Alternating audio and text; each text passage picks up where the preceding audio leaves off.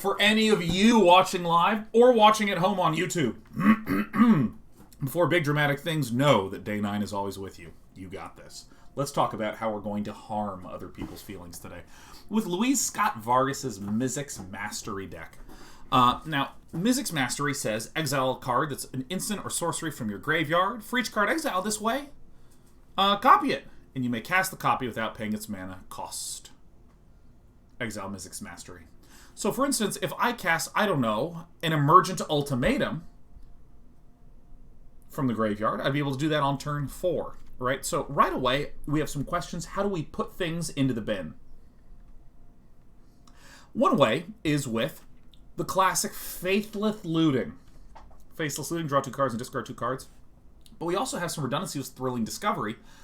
Gain 2 life, then discard 2 cards. And if you do, draw 3 cards. Kind of the same thing. Also, we have Prismari Command. Notice the second bullet point. Target player draws 2 cards, then discards 2 cards. So there's a lot of ways to put things into the bin.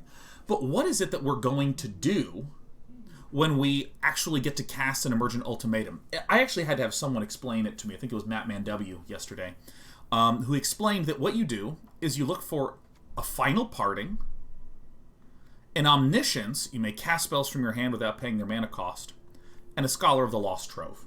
Now, if your opponent chooses to not put Omniscience, you may cast spells from your hand without paying their mana cost. If your opponent lets you play this, it's very hard to lose. It's very, very hard to lose because you're playing all your shit for free. But the combo is your opponent will generally put this back. You will Scholar of the Lost Trove and Final Parting. Final Parting lets you put 1 card in your hand and 1 in the graveyard. What do you put in the graveyard? An additional Emergent Ultimatum. Your Scholar of the Lost Trove resolves second so that you can then target the Emergent Ultimatum you just put into the graveyard with the Scholar of the Lost Trove, which reads, you may cast target instant or sorcery card from your graveyard without paying its mana cost. So you basically wind up in this situation where you're doing multiple Emergent Ultimatums in a single turn. The way that you wind up winning is pretty straightforward. You have a couple of Scholars of the Lost Troves, which I know my body's blocking it. It's a 5/5 with flying. And we have ways to take an extra turn, to cast that from the graveyard so you can take an extra turn. Lots of extra turn casting. Now, we didn't play Best of 3 yesterday. I'm going to be playing Best of 3 today. And the sideboard is a lot of anti-aggro tools, because you'll notice we don't really do anything for the first few turns. So we have 3 Deafening Clarions. We have Rip Apart, deals 3 damage to target creature, Planeswalker, or destroys an artifact or enchantment. We also have a pair of Aether Gust for the Gruul and the red matchups. We're not too far from Mythic, and every once in a while there's a deck where I'm like, oh, maybe this one can take us to Mythic today. Because really, Mythic, for any of you who have never made the journey to Mythic, Mythic works kind of like this. Find a deck that has 55% win rate and play it. Just keep playing it until you hit Mythic, right? So, which way is my hair parted? There we go. It's that way. It's weird seeing a mirror of yourself on the screen.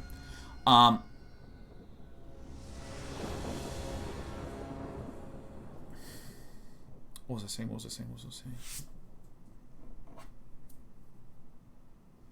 You find a deck that's 55% or more and just keep on going. Keep playing it till you hit Mythic. And so rarely I have found a deck I enjoy very much to continue to play, especially with the knowledge that all my stuff will be reset soon enough. So I just tend to give up on the quest to Mythic pretty much every month. Unless occasionally inspiration strikes and I want to play a deck for 6 to 18 hours. And this deck is one such ridiculous dum-dum. Alright, I'm going to go first. I'm going to go ahead and keep the 6. Final Parting is obviously one that we want in the graveyard, so we'll put that away. Now, we don't really know any information about what kind of deck our opponent is. And because we're going first, I'm just going to go ahead and shock in the Steam Vents. Perfect. We're going to put away the Scholar of the Lost Trove. We're going to put away the Unburial Rites. We want his land, obviously. Well, there you go. Let's go ahead and Faithless Looting before playing the land. Discard 2 cards. I don't really want to discard the Alrund's Epiphany because I'd rather have it in the deck. So I think what I'm going to do is get rid of the Time Warp and... I'm going to put the Glasspool Mimic away. Here's, by the way, my reasoning for what I'm doing. This is a blue deck. I'm going to not shock it in. I'm a little concerned about my health because I've died by shocking in too many stuff in the first few turns. Alright.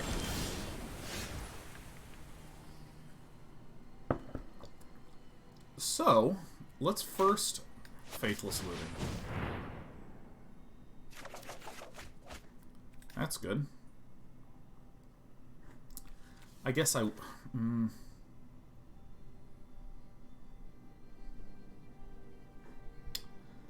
This is tricky. Here's the thing. I want Alrund's Epiphany in the deck. I really want it in the deck.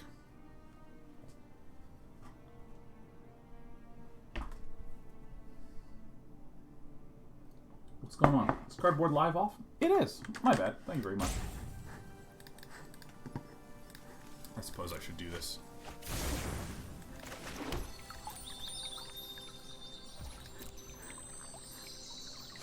Yeah, I know a lot of people have strong reactions to this art. I love this art, like, a lot.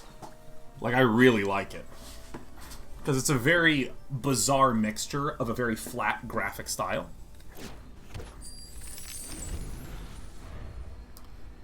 With dimensionality and realism on the character. I think it's really awesome. Alright, if any of y'all have never seen this trickaroo...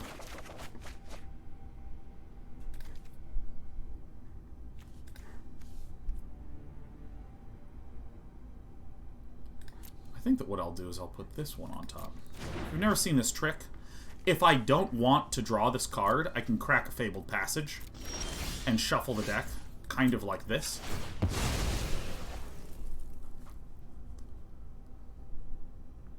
I think I'll take the black, because I already have the...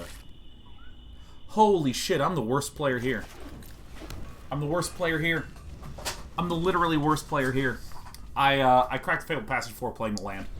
This is a common thing here in the channel.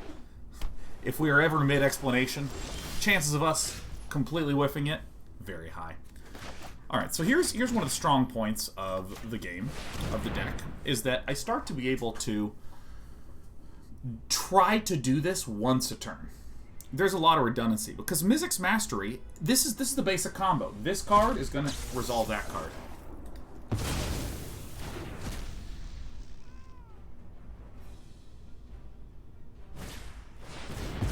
Okay. Let's resolve. So we have multiple ways to recast things in the graveyard, like this. We could, if the Mizzix Mastery got countered, we could then do another Mizzix Mastery, or we could do another Unburial Rites. There's a lot of just ways to do this stuff. So I'm going to go ahead and Faithless Looting again. I'll actually discard this one.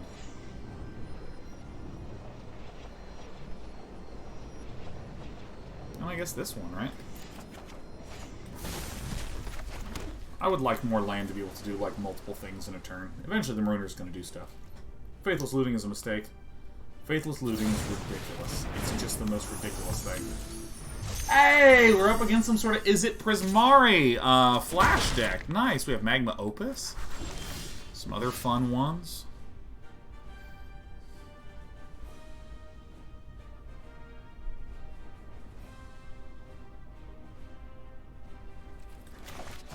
May as well.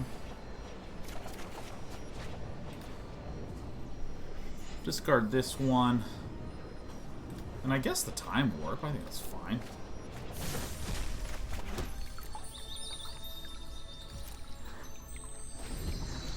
This thing should be on, by the way, so hopefully y'all can see the Cardboard Live. Them CDLs. Now, we could lose this game, because counter spells are one way to just shut us down early on. I'm going to go with the red one, because I think this mountain is very beautiful.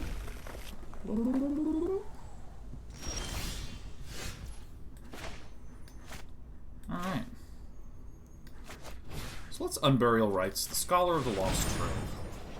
Let's get this one going.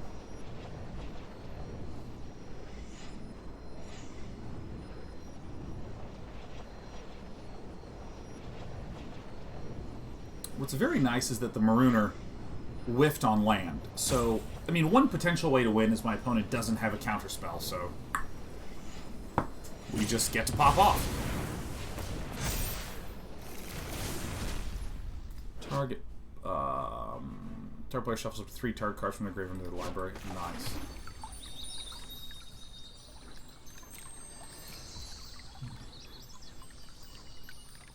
Actually, I think I may as well do this. I think I may as well.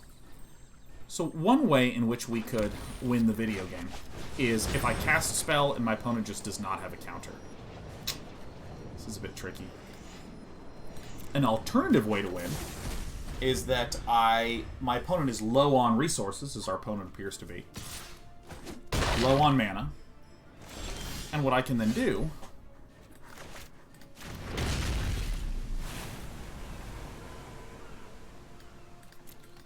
we actually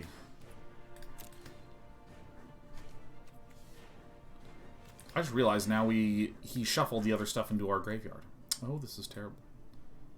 It's absolutely terrible. I don't really cast this one. Time Warp's kind of mediocre.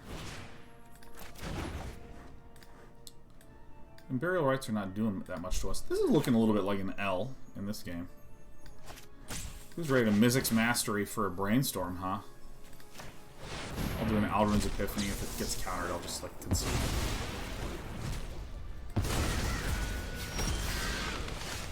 I, like, actually have not a lot of good stuff in the graveyard.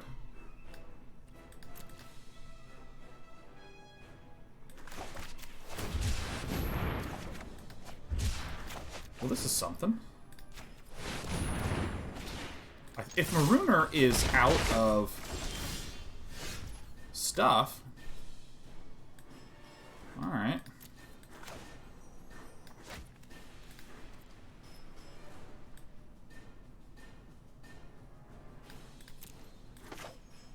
Alright.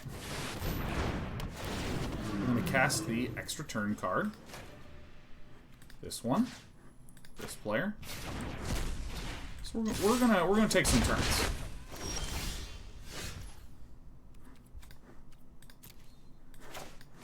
I feel like this is the awesome thing.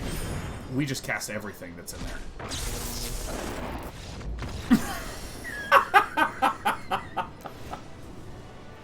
Okay. As it turns out, turns one of the strongest things in the game.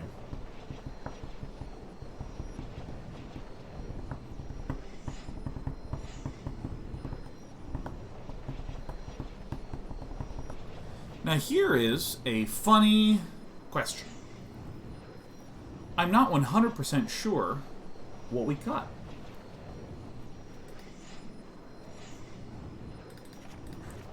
I certainly want these Mystic Disputes in. I certainly want these Memory Lapses in. But I'm not quite sure what I'm supposed to cut here. I think I keep these little guys. Maybe we actually peel out the Thrilling Discovery.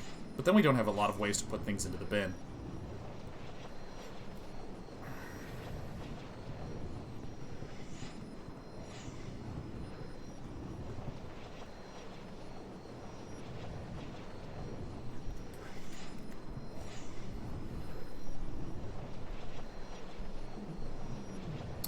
I think that the sideboarding so far is fine. The one card that I keep looking at that seems like a reasonable candidate is Unburial Rites. I think is a very reasonable one.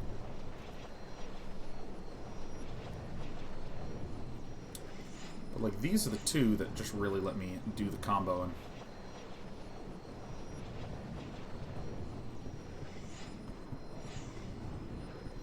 actually, this is funny. This is my first best of 3, and of course the audio is completely screwed up.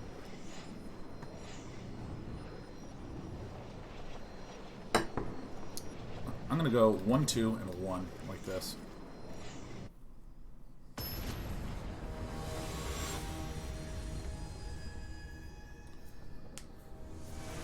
I mean, I want the counters in, but I think that what we would assert is...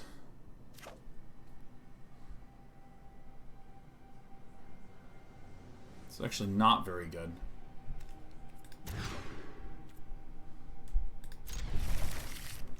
Okay.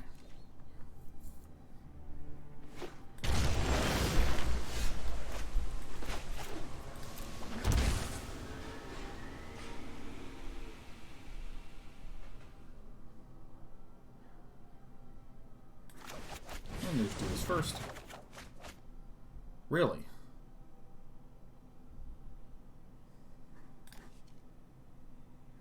Okay. Not a good Faithless Looting. I think I was supposed to Brainstorm there. I was supposed to Brainstorm there. Put a stop here. Put a stop here. Crack this beforehand.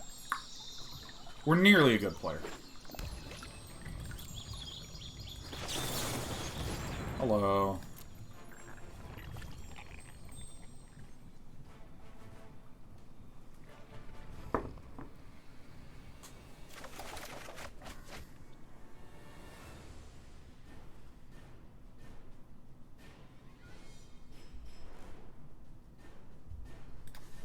This is a library. I also think this is the library because I want this to be able to Faithless Looting from the bin. So I think I'm going to do these two. And then we're going to crack this for the blue.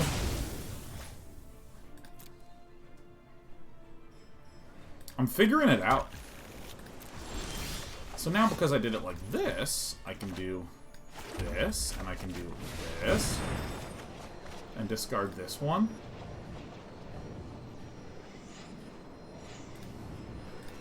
You know, I'm actually going to discard the Brainstorm, which I know looks crazy. I know that that looks crazy, but hear me out.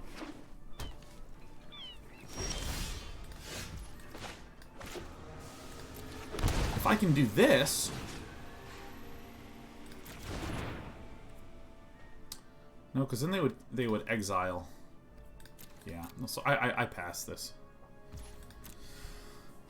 I wanted the extra lands, that way I can get to 5 and have my dispute up. Because if we can just, like, dispute and counter, it's just, like, very straightforward, huh?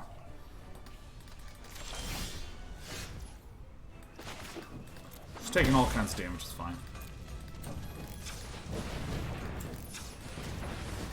Ooh, that was close. This one, please. 3-mana counterspell we can handle. 2-mana counterspell we lose.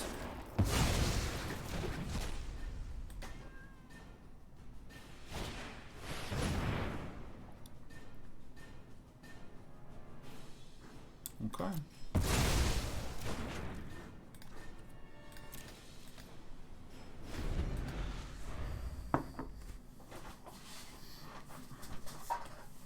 Dragon Bolts, has any idea if this deck will get banned? I mean, I don't even think... The thing is that this deck does ridiculous shit, but I'm unconvinced of its just generalized superiority. Time to do some passing. Opponent's plan besides countering. Well, opponent is on Teamer and appears to be some kind of Teamer flash list, so I mean, I think there's any number of good things. I mean, this deck is pretty vulnerable to a lot of just the basic ways in which you try to win a game. Hello.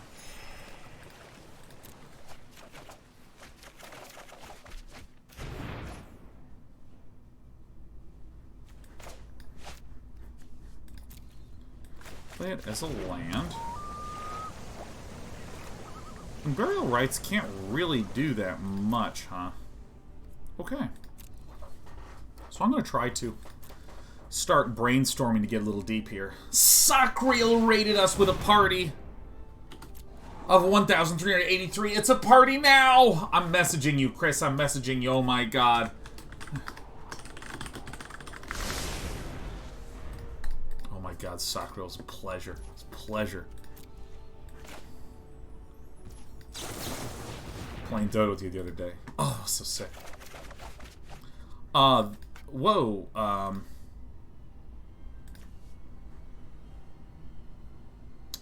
this is fine.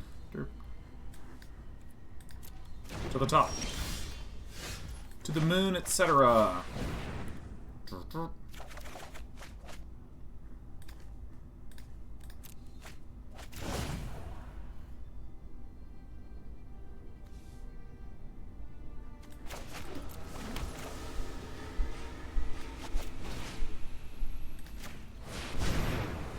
Here I come.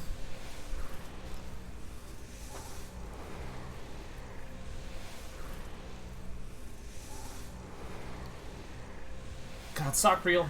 I know you don't know, Sockreel is one of the best streamers on Twitch, does all sorts of great educational style, edutainment style content, largely around survival and shooting games. Survival specialist Sockreel.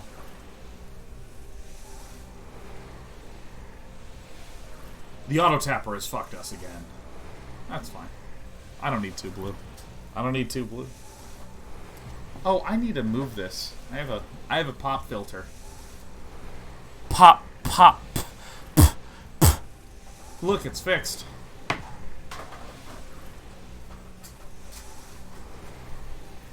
DSMR. Oh yeah, Pierogi Addict. Hey Pierogi, I didn't get the chance to see you yesterday after you gifted us 50 subs, Pierogi Addict. I want to say thank you. It's a shitload. That's a fucking shitload of subs. Now do it without the filter. Purple peppered penises. I think you'll probably hear the puffs quite a bit more.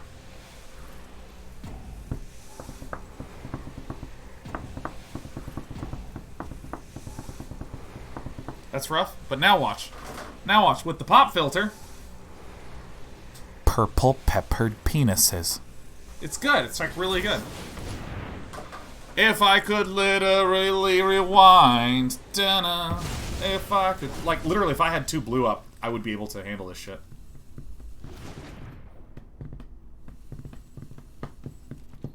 We literally got auto tap around. Hello. I am fucked. Ow. Raugrin said you could have shocked in that lane that had 2 blue. I didn't need a shock in any land. I could have just literally had the auto tapper not fuck me, and then I would have been fine. So that was really the issue at hand. See, like, even now the auto tapper wishes to cause me to lose.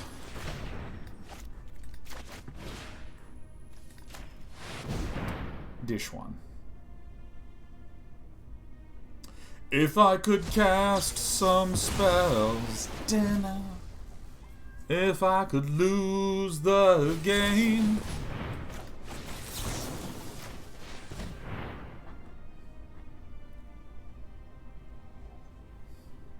I'm probably just gonna win it right here. It's fine.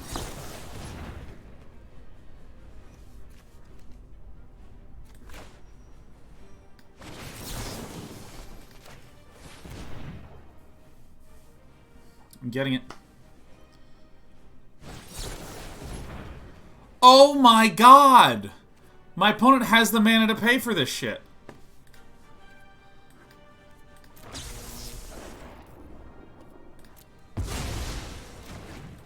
Oh! No! Oh!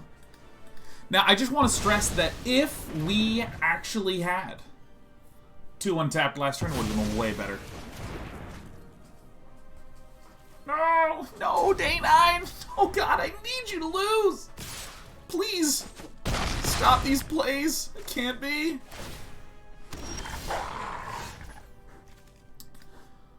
Is there anything that's good here at all? No? It sure doesn't look that way. So what if I am to do...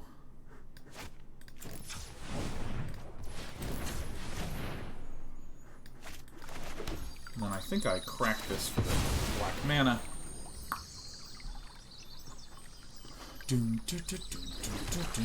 Now I do this. Boop, boop, beep, boop.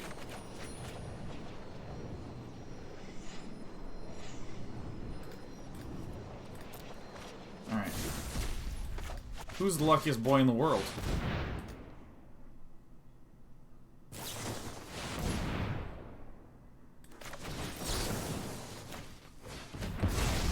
I get an extra turn. And off the top. Oh my goodness. Oh my goodness.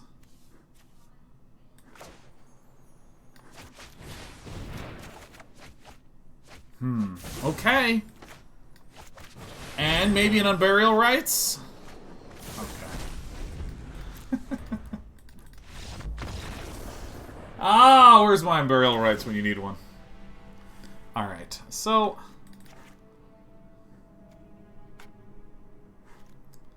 I want to go hard on this shit. I'm actually really not sure about the ratio of Unburial Rites to Thrilling Discoveries. I think I'm going to do something like this. Sublime Epiphany might actually be another one that I can peel out and put in one of these.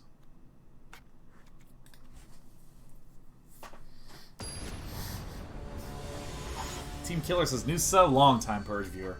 How do I submit a fun Jag deck for What the Deck? Go to our Discord, and you should find the link below the stream here.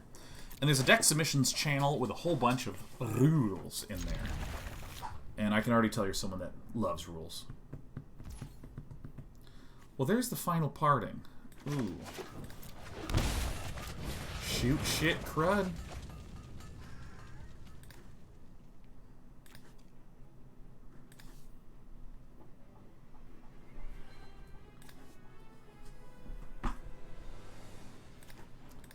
I guess it's these. Hi, sweetheart. Hello. Uh-oh. That's my princess. It's my little tiny buddy. She's making bread.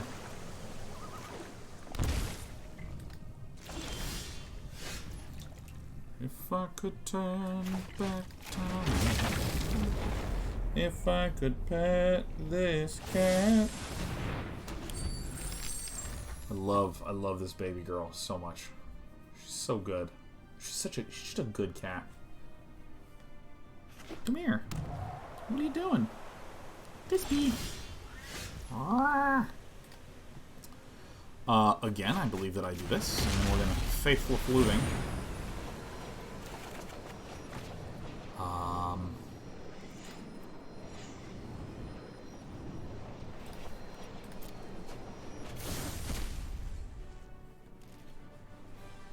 Okay.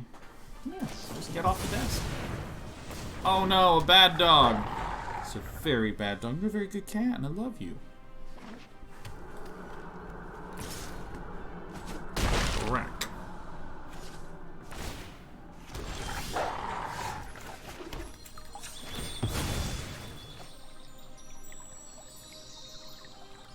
This is a wee bit tricky, huh?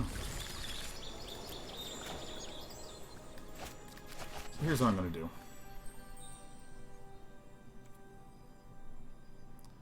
I'm going to Alrund it, actually. Let's get the extra turn now.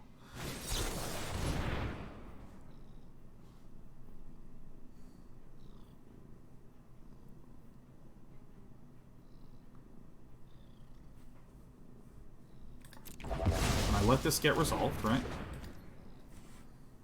Because I want to be able to have double dispute up, right? Because if I dispute right there... Ooh, shit. That is the one line I was not thinking of. Where are we going? What are we doing? No land one time? Fucking...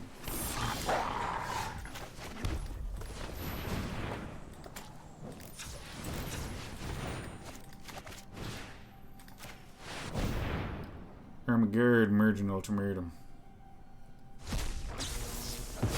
What we were trying to do... See, we were planning around a turn where we can double dispute in a single turn, and our opponent just doesn't have the mana to be able to do it.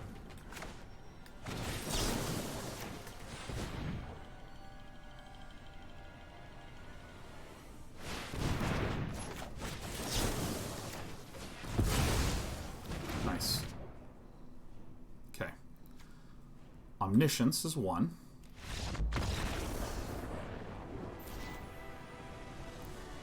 Funny story. I was going to spend a long time looking. I wasn't 100% certain what we were going to be doing there. Because remember, we cut Sublime Epiphany. The weakest thing, I think, that is here is the sideboarding plan. I love you. Do you love me? Okay. I think she's happy.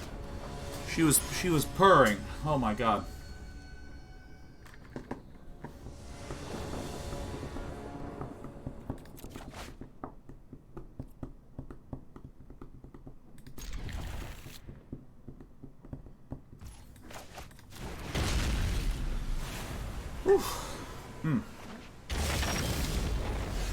Are you me? Are we the same person? Uh-oh. I think we might be the same person. Who runs a Savai Triome except for bad boys, huh? I'm bossy. I'm the first boy to lean on the track. Or, excuse me, scream on the track. Lean on the track? I'm the first boy to lean on the track, whatever the hell that means. Okay, so I...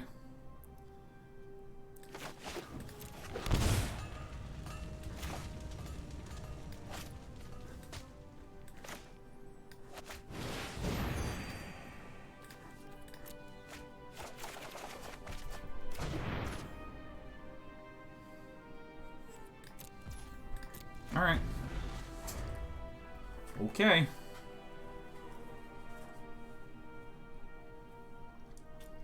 Western Bus says, hey Sean, yeah, this deck's very stupid. Please keep playing it. You got it, man. You got it. Stumbling over my words a wee bit, but you know, it's alright. So we have the 5-color nonsense, huh?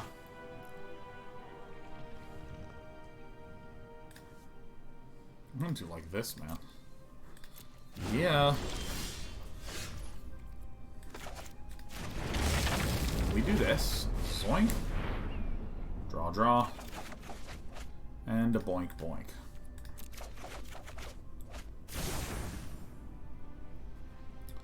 We're then going to Faithless Looting again.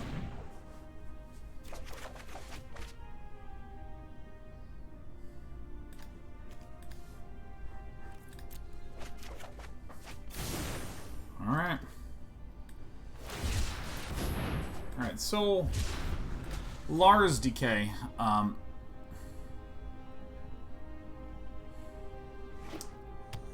There's some stuff incoming that we can do. There's some stuff incoming. Cold Steel Heart. Blue. Okay.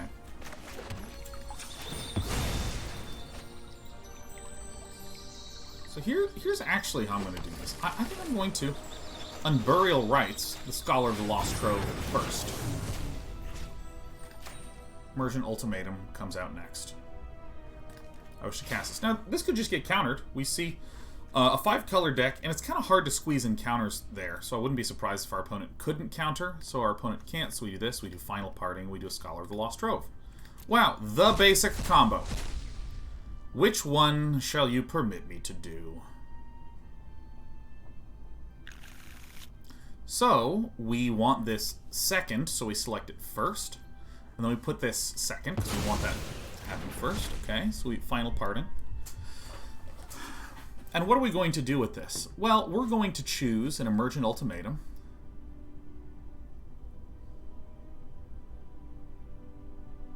What's the one that I want in the hand, huh? Probably just another Mizzix Mastery.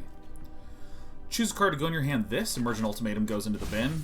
Now the Scholar of the Lost Trove that we selected as one of our things hits the battlefield and does what? Cast the Emergent Ultimatum that we just put there. I'll cast this. So then we really hit him with the Alrund's Epiphany, Omniscience, and Time Warp. So we either get 2 turns or an extra turn free spells in the hand.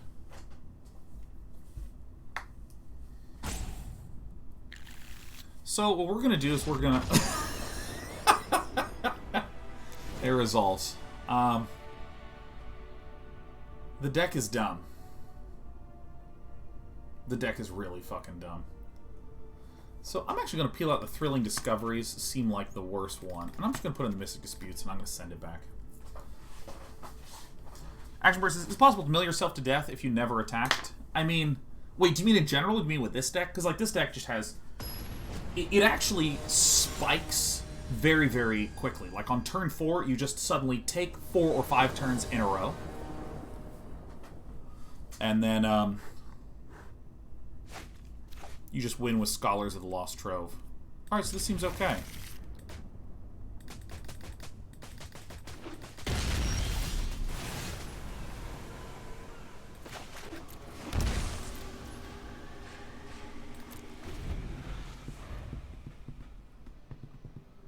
Flark says, why is it that you playing degenerate decks is the best content on Twitch? I can't stop laughing. I actually think it's because it's really blunt. Alright, so what do we want to have back on top? We'll just put the 2 that are going to get binned. Oops, excuse me, right there. I think it's because it's really blunt, right? Like, ooh, is this gonna work? Is this gonna work? And then something very, very substantial happens. And that's, like, kind of satisfying to see. I'm gonna faithlessly loot, you, and then we ditch.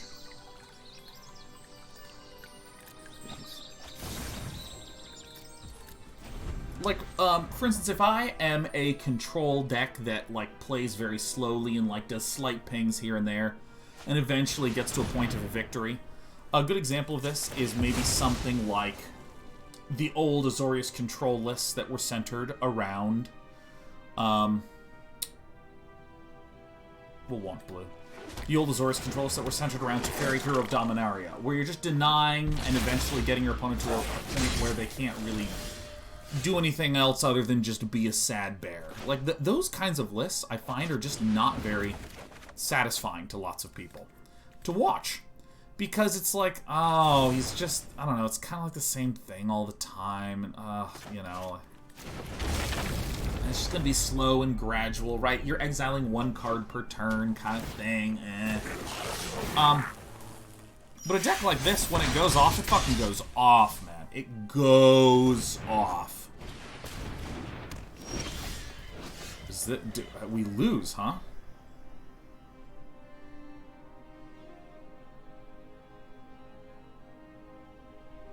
Oh, that's it, huh? Yeah.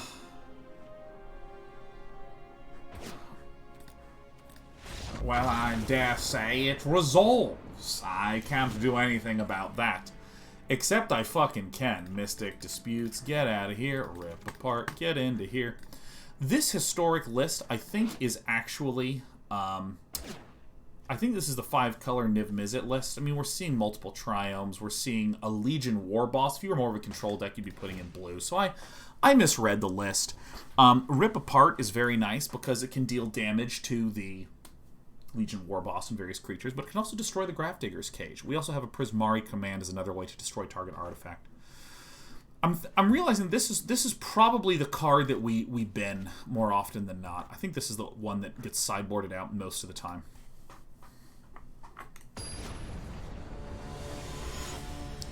Almost Positive says Mizzix Mastery doesn't cast from the graveyard. Does Emergent Ultimatum, though?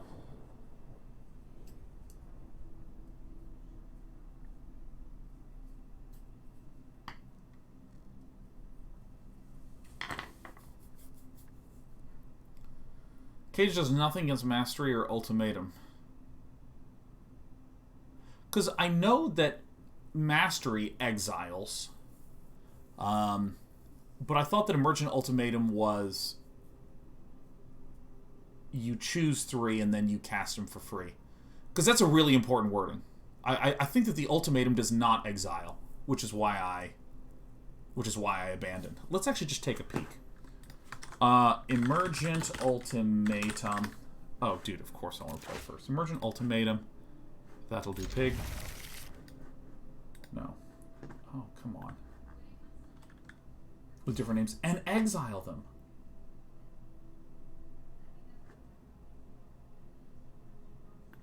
Nice. Okay, great. Now, interesting factoid.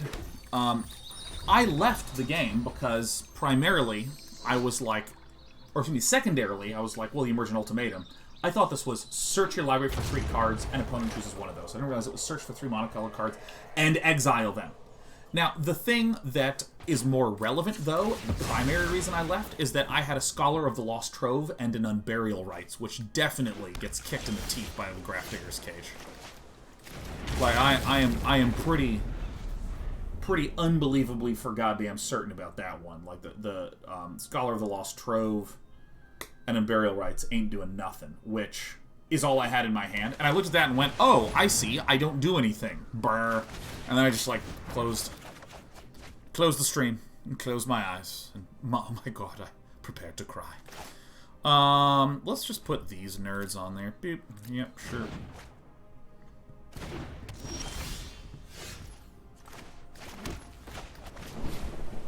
Destroy an artifact. Target player draws 2. This one, that one. Oh! Bang! Boom! Pow!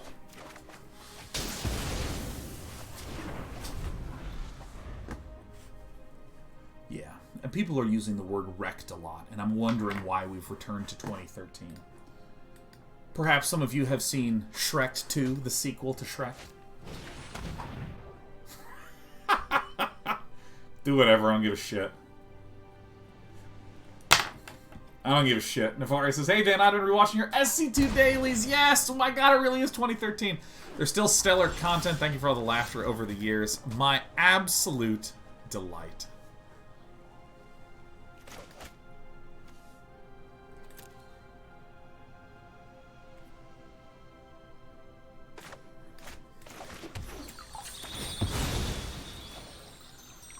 I think I know what I'm going to do. Boop, boop, boop.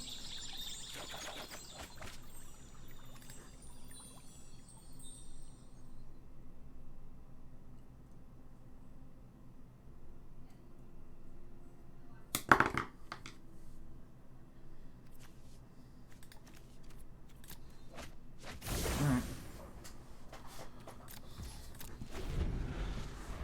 Navarez, it's good to see you, my reverse truck driving friend.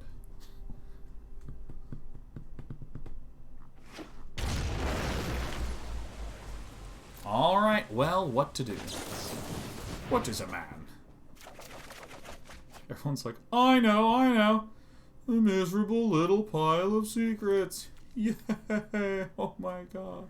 I clicked you.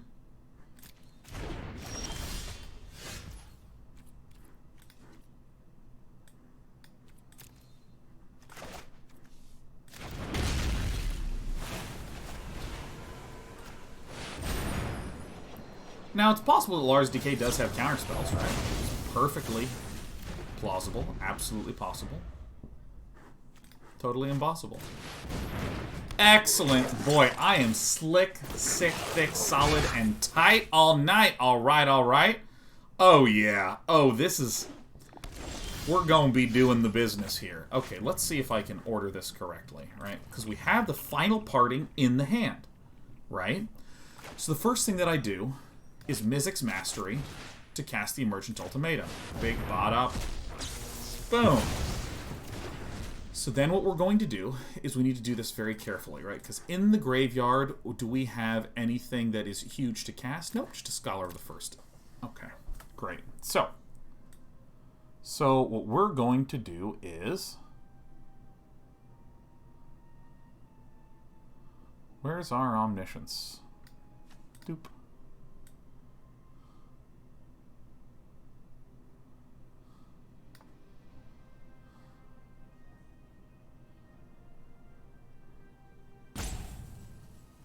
So I think I go Alrund's Epiphany Time Warp, right? Because I think that the turns are what I need. I think this is right. You know, I'm not going to overthink this. I'm not going to overthink this. So we get at least one extra turn, right? Sometimes two. And I have a Brainstorm right here as well. All right, so this one for me, this one. And the reason that I think that this is good, let me just do this. Nice. Doesn't matter. It's fine. So the reason we do it like this is that this is our first extra turn. So now Final Parting, which was part of the combo that we needed, what do we want to put? We're going to choose an Emergent Ultimatum. That's one of the things we're going to choose. And the second thing that we're going to choose is a Mizzix Mastery. Which one to go in a hand? The Mizzix Mastery. So then here comes our extra turn. Which now what I can do is I can Scholar the Lost Trove to hit the Emergent Ultimatum again.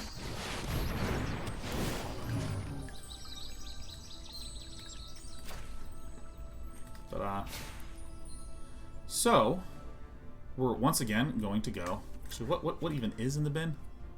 Oh, there's a shitload of things there. So, we're going to cast things for free. Or get an extra spell. Or take an extra turn. Right?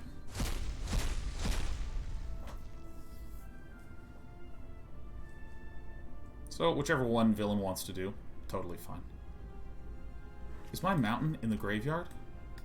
It is in the graveyard. 1, 2, 3, 4, 5, 6, 7. I would like to cast spells. So this first, second. So now we get the free spells first. We do this. Which one do we want to cast for free? I mean, I think probably Final Parting, huh?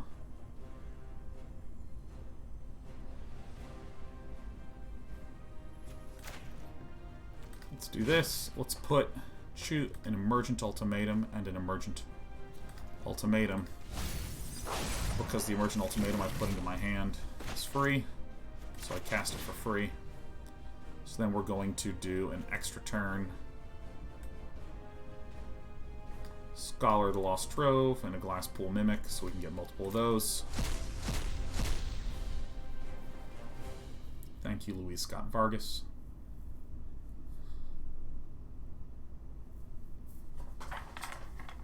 Okay. So we'll do the Scholar and the Glasspool Mimic. First Scholar comes down. Let's copy the Scholar of Lost Trove to be able to cast an extra turn. We'll take the extra turn. Scholar of the Lost Trove to cast the... Doesn't matter, rip apart. And now, because we have an extra turn on the stack, we let it resolve, send in the birds. It's our turn again. Okay. So far, so good.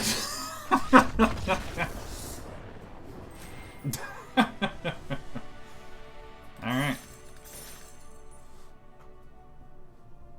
It's really nice. I actually think that we were very clever with our Omniscience extra turn. As the way to loop infinitely. Narfi's my name says every time I see Historic, it's this insanity. You know, here's a thing. Let me say a thing. Okay. I remember a long time ago, I was kind of amazed at how ultimates on Planeswalkers were designed. Because essentially, there was a time when most of the Planeswalkers' ultimate read the following. Minus a big number, win the game. Right? I mean, it would be like... this, great. It would be like summon 6/6/6 beasts with haste, trample, and indestructible. You basically win. It would be like take 3 turns after this one. It would be like draw 10 cards, deal 10 damage, summon 10 1/1s. Right? Like, it was all these different, very extreme, very ridiculous, like, holy shit, are you kidding me kind of things. But what I think is really clever about the way that a lot of it looked is that they were all kind of different ways that you could win the game. There were all these slight different variants. You know, it's like there is the point after which your opponent, no matter what they do, they cannot win.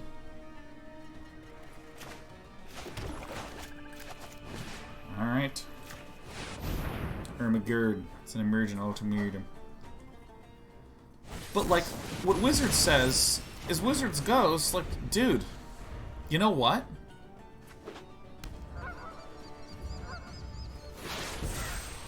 You know what? Just like, here, let's have a whole bunch of crazy ways in which you can pop off. Like, what is happening before your eyes right now is not substantially different.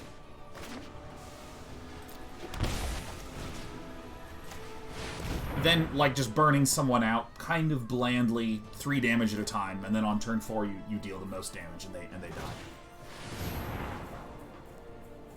We did it! We won the game!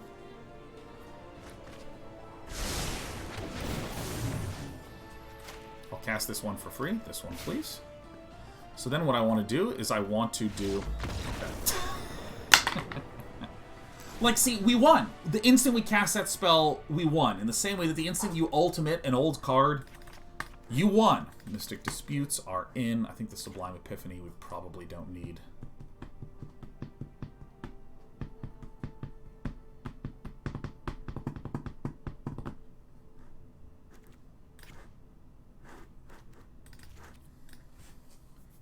Like, the instant we cast a card, we've won. But it's like, it's so fun to see the way in which it plays out. And I remember thinking a similar thing to when I was playing Heroes of Might and Magic 2, one of my favorite games of all time. It's a game that's like an adventure strategy game, where you have a castle that you can build up, and each turn your castle produces different kinds of resources and different kinds of troops, and you can attach the troops to your hero, and then your hero wanders around a world map and encounters fights, and can claim resources that you can then use to rebuild your castle, and the hero has, like, leveling, and... Oh my god, it was so sick. I'm gonna keep this. I believe that Prismari Command... Oh, thank god. I believe Prismari Command is a disproportionately impactful spell in this matchup, due to the fact that Grafdigger's Cage is a common answer in Azorius control lists. But anyways, in Heroes of Might and Magic 2, there would be this point where you would be struggling really, really hard to stay alive, to stabilize, to win. The usual shit. You'd be struggling a great deal, and then you'd crest over that point where there was no way you could lose this game. And a draw and a draw. There would be no way you could lose. Fuck yeah, man. Play it again next turn. I'm assuming they're going to draw a land, but you know I'm the best player here. And I remember playing a game of Heroes where it was clear that I had won. I had well over half the map. My enemies were running around. Hard to catch up to them. But, like, I was chasing them down every time we got into a fight. Slaughter. Totally one-sided. I was having a blast, man.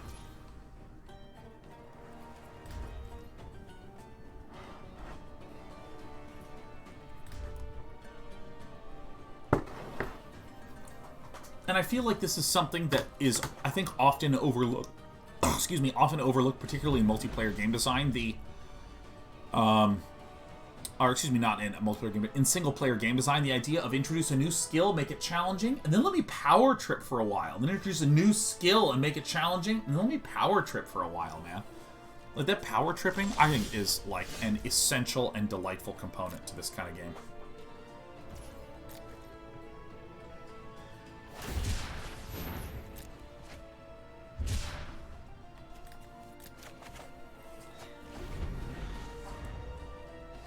Land screw. You know, this deck actually does not run a lot of lands, so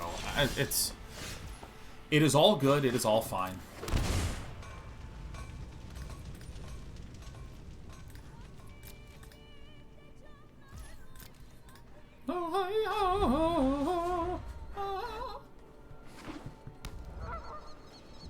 Mabanaps, is there a reason that you didn't cast or didn't foretell Alrund's Epiphany? Yeah, I should have been more clear about what my logic was there. My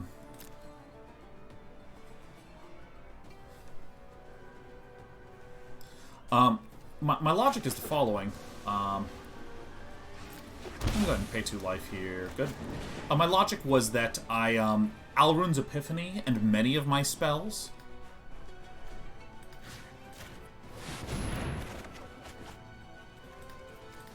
Alrund's Epiphany and many of my spells I cast from the graveyard or cast from the deck. So if I exile it with a foretell card, then I think that what happens is I lose out on the opportunity to ever be able to cast Alrund's Epiphany again.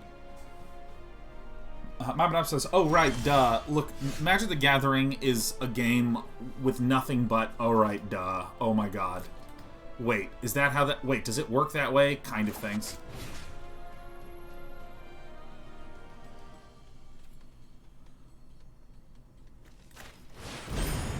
I am going to do this.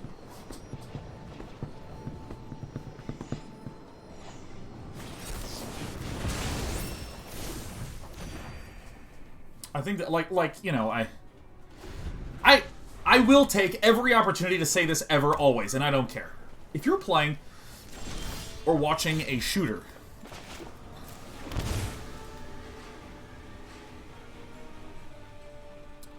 I kind of want to wait another turn.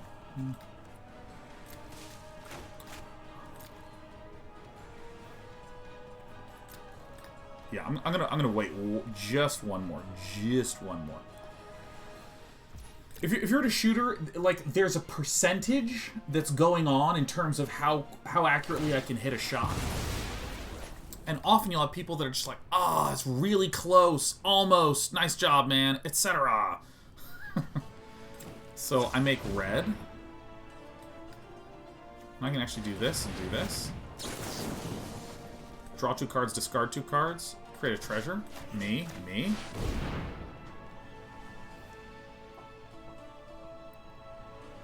I can bin these other juicy bits. Great. Time Warp. Scholar of the First Sin. Sorry, that's the... Sorry, that's the expansion in Dark Souls. Sorry, I'm mixing my names. But anyways, in like a shooter, if I try to quickly whip and hit someone with a headshot, if I miss, people go, ah, almost, man. Oh, that was close. Or if I get a headshot and then I go miss, miss, hit, hit, miss, miss, there's often a reaction of like, hey, that's getting, you're increasing your accuracy with the thing. It's like, nice job.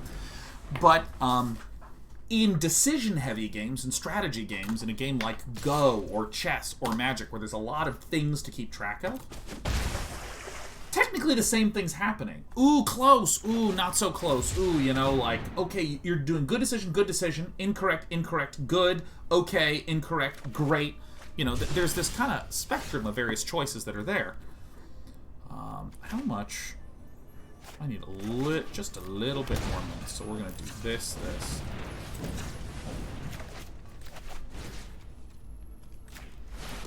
Ermagerd, Emergent Ultimatum.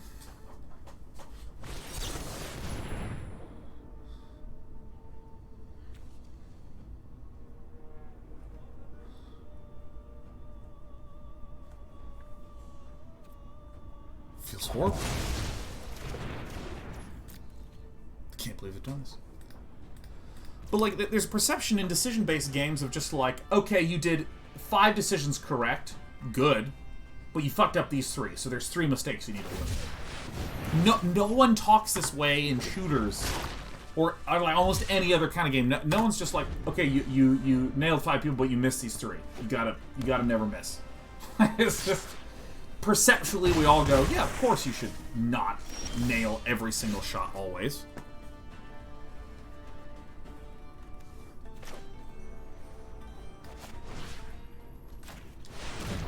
So close to pulling it off.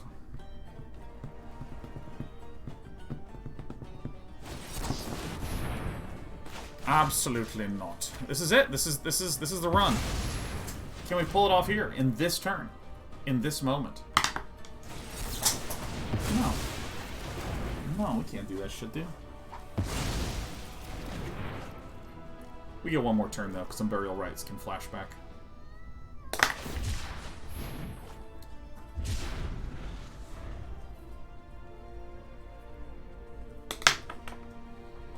Untapped land is the nuts, but I only have one more in the deck.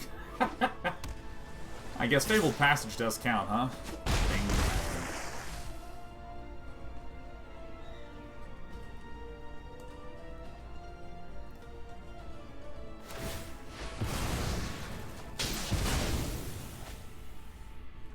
What do you know? It's my untapped land. So now there's not a single untapped land in the entire deck. Okie dokie.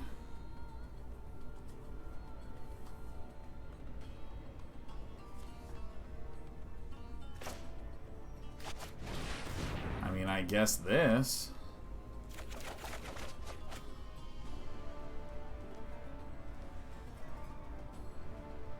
I mean, that's kind of comically close. Like, very comically close to pulling it off. Alright.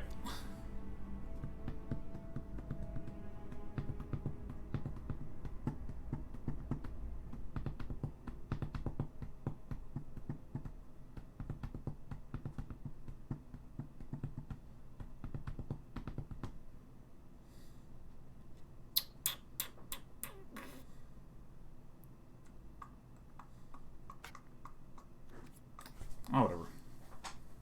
Join rip apart for Graph Digger's Cage. I have Prismari Command, and I'm going to try to rely on that.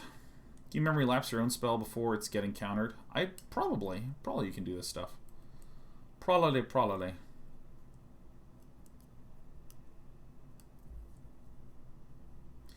Runoff says, I think you should have gone for it. Maybe you didn't have 2 counterspells in hand. He had 1 counterspell in hand that we could see visibly on the top of his deck. And we had no way to deal with that 1 counterspell. So, like, literally, there's, like, nothing I could do. Ah. Could you not cast Epiphany last turn? Correct, we couldn't. I mean, we can try to cast, but they all get countered. We all get absolutely schnauzered. Every line.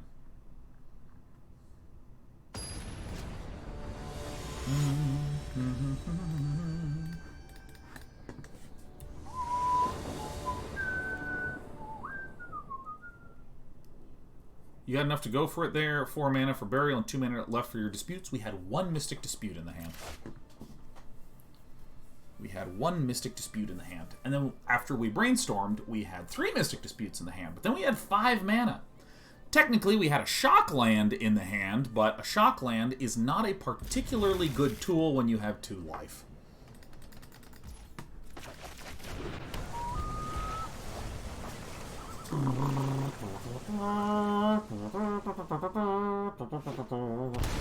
Youch.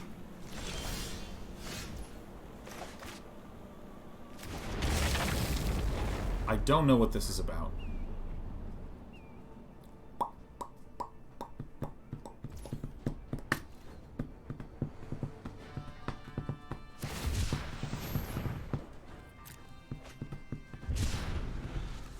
Bjorn says, oh, there was 6 with a treasure, must have miscounted. I think even if there was no...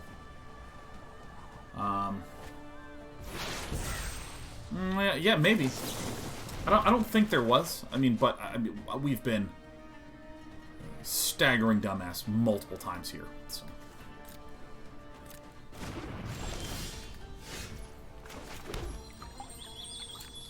I'm cracking this now because I'm not afraid. Blue, please.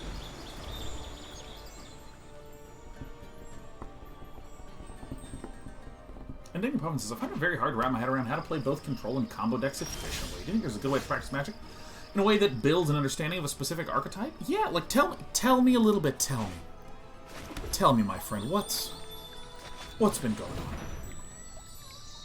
What's been keeping you down? This one. I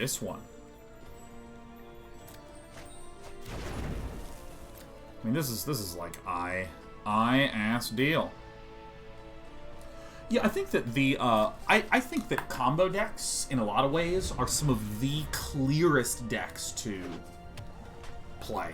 Like, I think they're almost deliciously clear.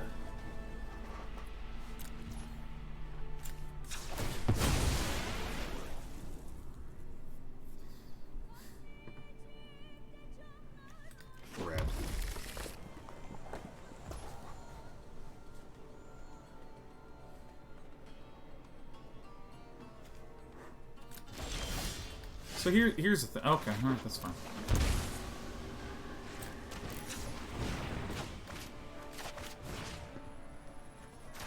This one. Like, when you're in a combo deck, it's really... like, okay, so here's the first thing I would suggest you do. Just net deck a good control list. How do you know? Go to, like, an MTG Goldfish, and you can see right there on MTG Goldfish, it'll be like, here's the top decks in the meta, this sort of thing, and you can just play those. Don't change any cards, just play a lot. Mystic Dispute, who wore it better? I fucking did.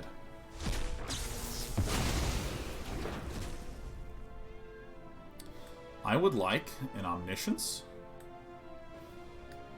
a Scholar of the First Sin, and no, not Unburial Rites, Final Parting.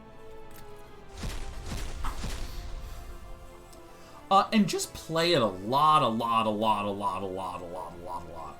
Like, just pick one deck and play the shit out of it for like 6 or 7 hours. One of the best ways to learn is to find like a Channel Fireball video that's, hey, here's me playing a control deck. And as you're watching them play, pause at the start of each turn and think, what would I do?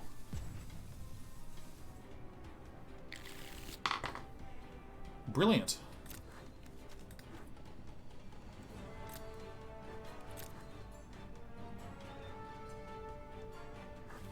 Alright, so I'm going to do... So I want this to be second. I want this to be first. So this resolves first, which then lets me cast Prismari Command. Draw 2 cards, then discard 2 cards, deal 2 damage to any target.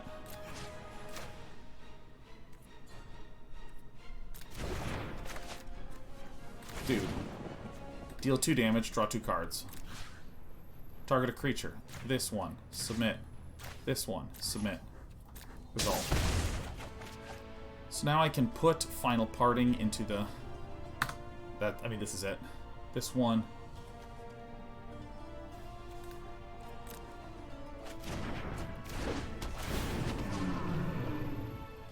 Final Parting.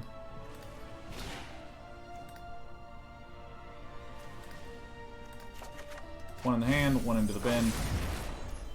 Cast Emergent Ultimatum like this. Do extra turn.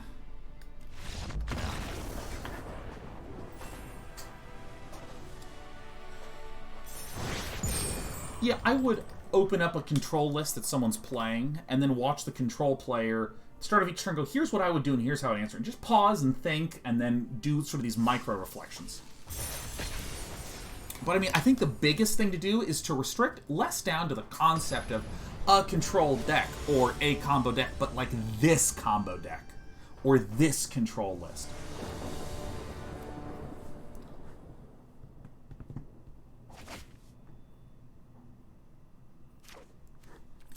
So we don't have any information. I think I just mulligan this, because I'd prefer some Faithless Lootings in the opening hand. That seems pretty good. Probably no to this. Probably no to this. Yeah, this seems like a good set of cards. All right.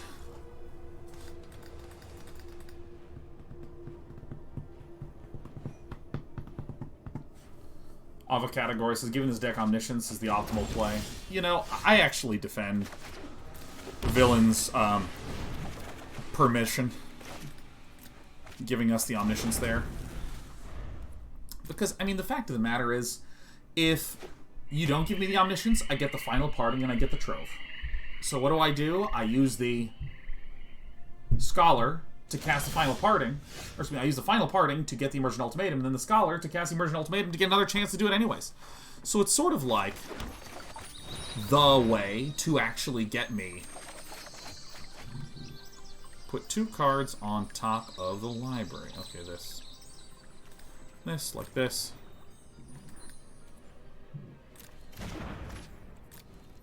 I don't crack that this turn, but I do crack that next turn. So I mean, like, it's a reasonable and understandable way that my opponent might wish to just halt the combo. Because, I mean, it does matter what's in my hand. So I think that, like, my opponent deemed, okay, I'm screwed unless I can just get to my turn and then I'll have free...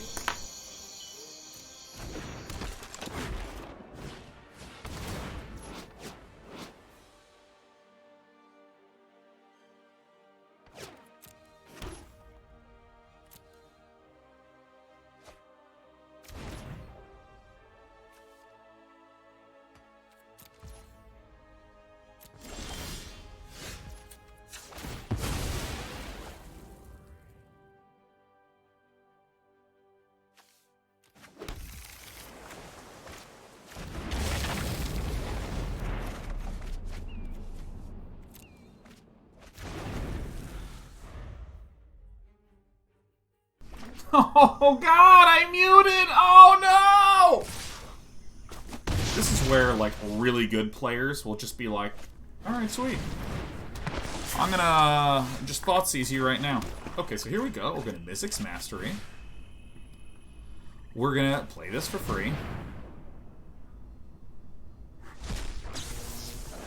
I'll play this. Missed all the good commentary. None of my commentary is particularly good. So what I'm going to do is I'm going to ask, can I have an Omniscience, or a Scholar, or a Final Parting?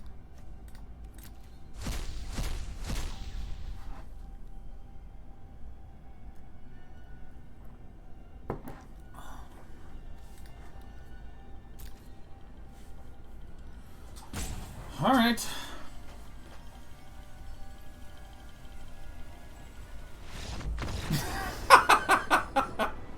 I tore him apart, Lisa. Alright.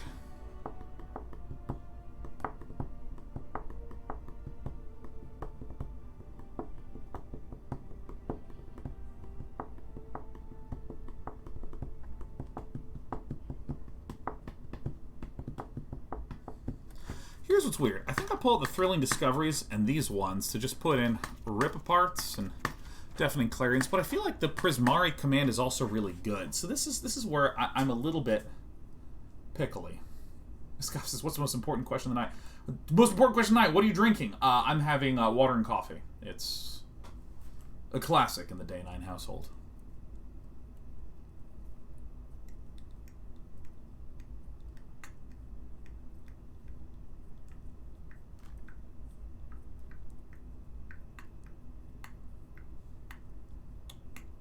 I think Sublime Epiphany is the one that I can peel.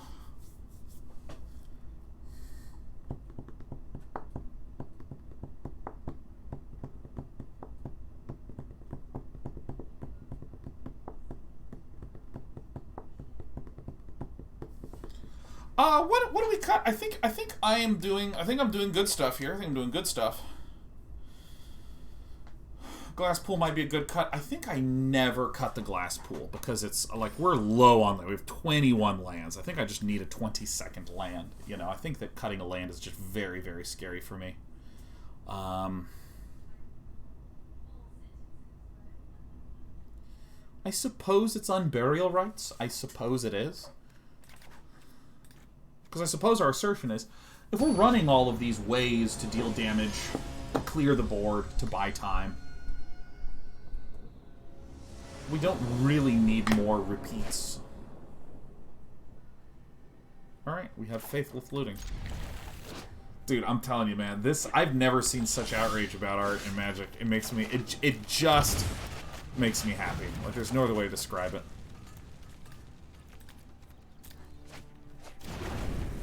It just excites and delights me. Alright.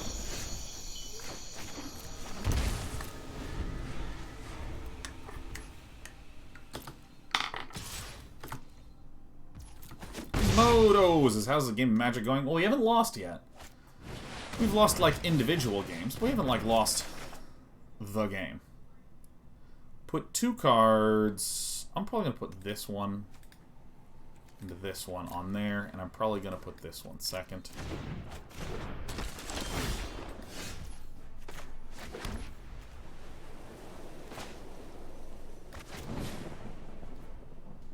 Deal 2 damage, draw 2 cards, and discard 2 cards. Deal 2 damage, this player draws 2 cards and discards 2 cards.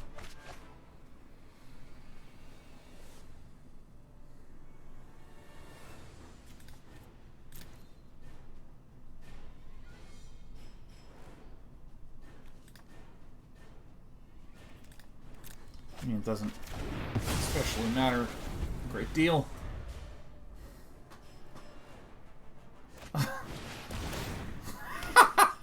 Okay.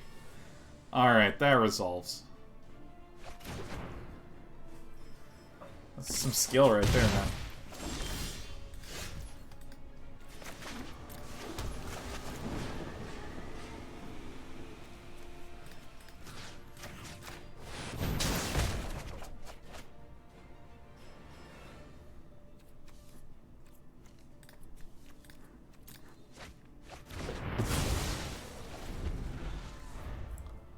mean, this one's really good. For instance, you seem to always draw Alrund's Epiphany. We've drawn a couple times recently, and it's been bullshit every time. I, like, can't lose, and I'm still furious. You know what I'm saying? Super Kami Groose, are you a fan of Brawl, Sean? I've never played Brawl. Never have I ever. Reap in pepperonis.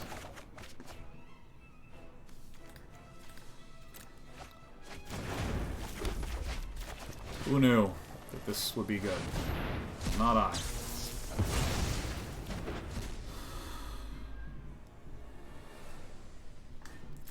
So, let's actually think here for a moment.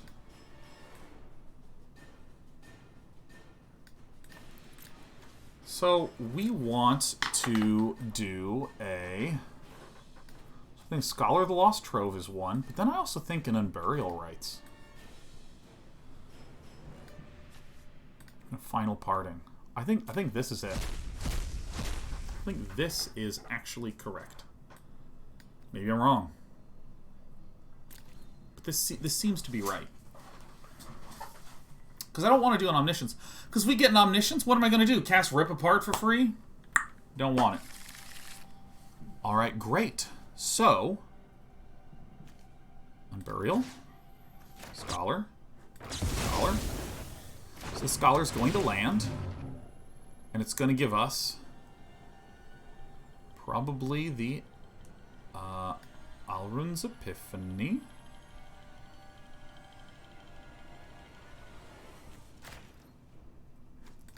So we cast this, so this is our extra turn. And then we get the second one out. Because we want to be able to cast Prismari Command to deal 2 damage to 2, and then draw 2 cards. So we shoot this, and then I draw.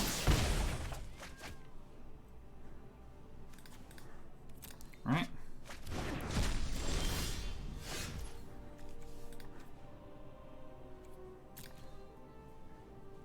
So I do this, draw, draw, draw, draw.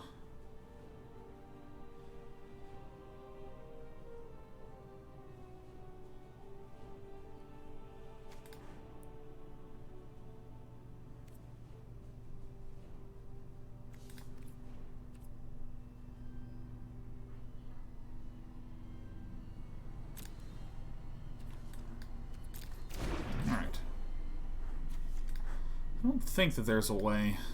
Maybe I just should have done this one instead. No, I think that's fine. Okay, so now I'm going to do this. I'm going to do both. We lose the birds of the day, but that's okay. Heal back up. I think that was a nice little run.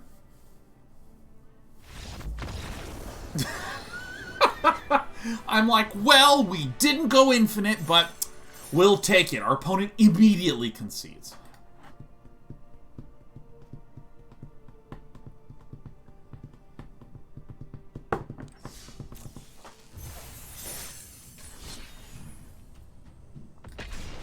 Queuing back in. Thanks, LSV, for the list. Thank you, Louise. What a pal. What a guy. %00 says the Dex makes me so happy. It's quite fun.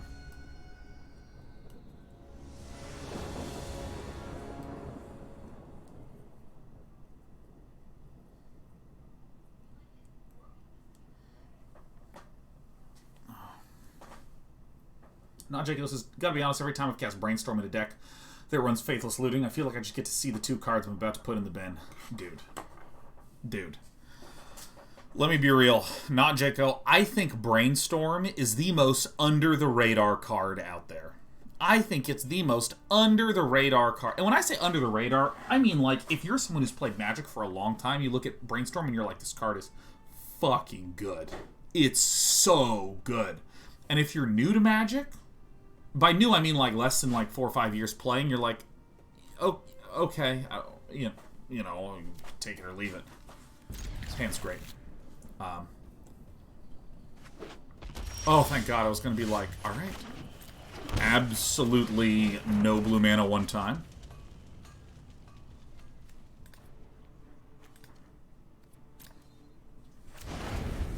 I mean, the card is insane. It's, like, insane. Again, Madman W, this is Brainstorm's Under the Radar. Again, it's kind of an under-the-radar card if you're kind of new to Magic. If you're, like, an Arena-era player, and you look at this and you're like, I don't really get what the deal is with this.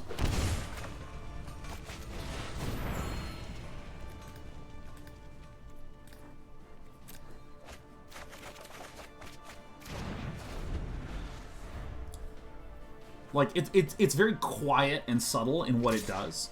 And I've often compared this to, like, if in StarCraft, you started the game with 5 workers instead of 4. It's like, oh, I mean, is it that good? Is it, like, really, is that really doing a lot? And it's like, no, dude, it's doing every fucking thing. And I mean, I actually had someone, because I sort of was in the same boat where I was just like, I don't feel like I really get why this card is, like, really good. I feel like I just do not get it.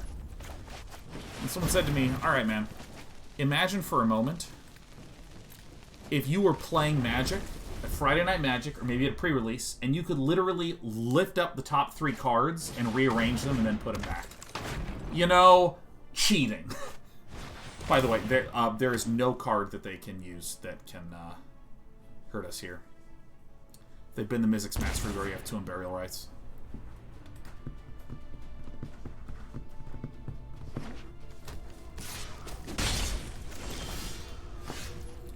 Check it out.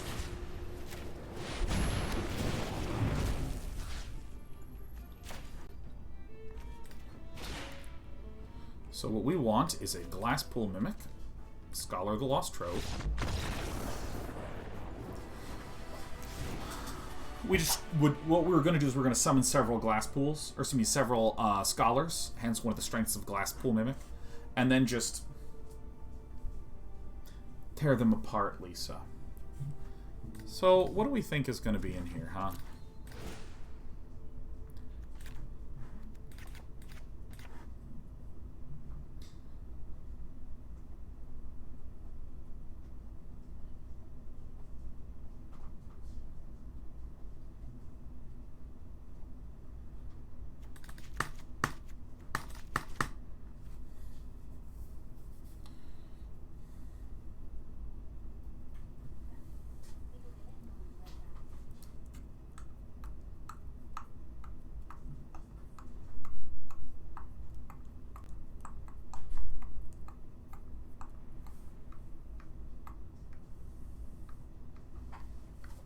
You know, I'm actually going to cut this. The reason being that my opponent has discard tech and Unburial Rites is more resilient to it. Logico says, I don't mean to say that Brainstorm feels bad generally, but in Historic with limited top deck manipulation, I'd just much rather spend 1 on Faithless Looting. Yeah, no, I can definitely see situations where it feels like, this is like not, well, it's like okay. And that's pretty fair. I think that also in this deck, though, it does a lot of really quiet, powerful bullshit. Mulligan. Keep.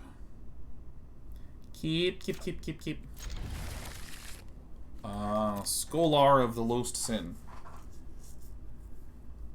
Things like being able to put things on top of the deck that I don't want, cracking a Fabled Passage and shuffling the whole deck. Brainstorm is particularly value when you can draw 3, put 2 back that you don't want, and then shuffle the deck. Is the deck list available to import? Right here. Hover your mouse right here if you're on what people know as a fucking computer. Actually, I probably shouldn't put the word fucking in between computer because it sounds way worse.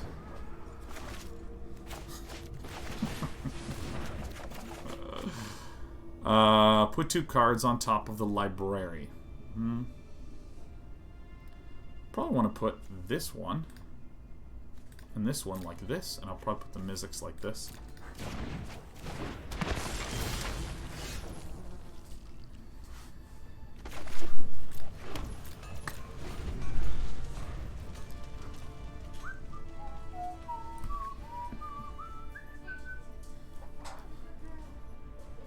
Please one time says, see, like here, Brainstorm doesn't do much, we're Brainstorm locked. Actually, please one time, right now, Brainstorm is what is keeping this entire combo alive. Because on my opponent's turn, they can look into my hand, and they can duress the Mizzix Mastery, unless I just put it on top of my deck with a Brainstorm. Please, please do this. This is great news.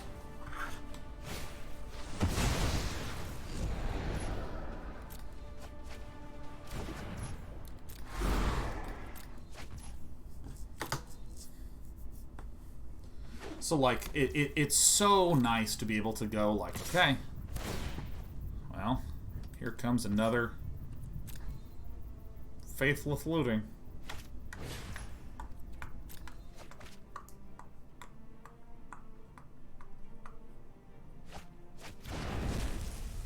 So, for instance, what I'm going to do now is I'm going to end of turn Brainstorm and put 2 cards back on top. This. I'm actually going to put this one on top. I think this is going to be good. Yeah, because then I do this. Then I'm going to draw this, and I can just rip this one apart.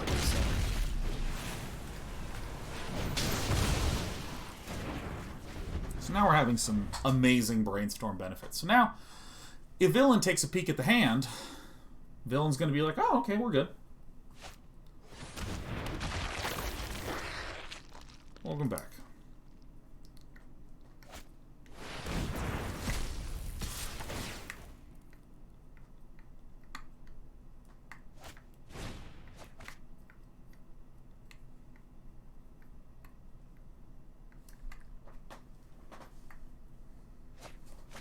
Oh, there's cat hair all over my tummy. And let's win.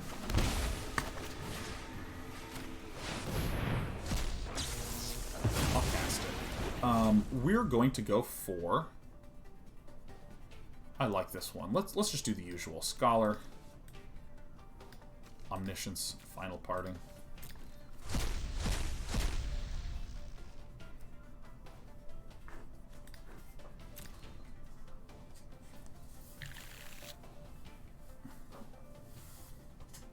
Okay. Alright, I will put into my hand an Emergent Ultimatum and an Emergent Ultimatum into the bin, which I will then cast for free in order to get a Scholar of the Lost Trove. Where's my glass? No, let's just take some turns. Alrund's Epiphany. And Time Warp.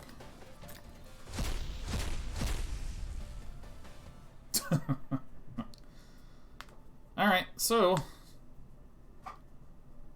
Alright, so which one do we get? Let's do this. And this. Bang. Okay. Okay, let's just round the bend Mythic, shall we? We started the stream and we said we're in the mood to win, so we're gonna play this.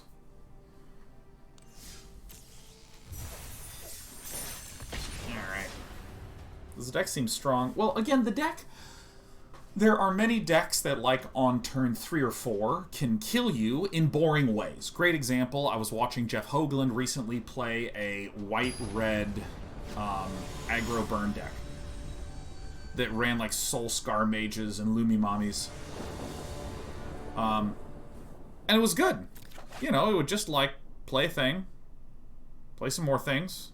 I'm gonna mulligan because I can't put any of this stuff in the graveyard.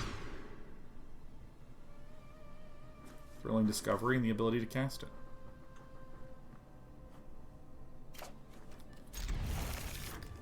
Thank you, goodness.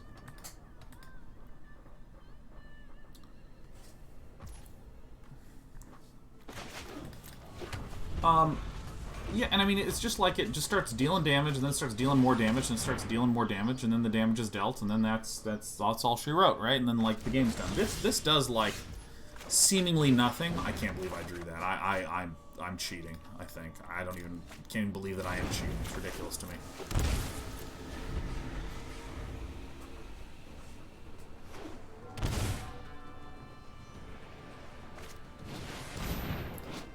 Glint Glaive. Enters battlefield, get energy, pay stuff. Okay.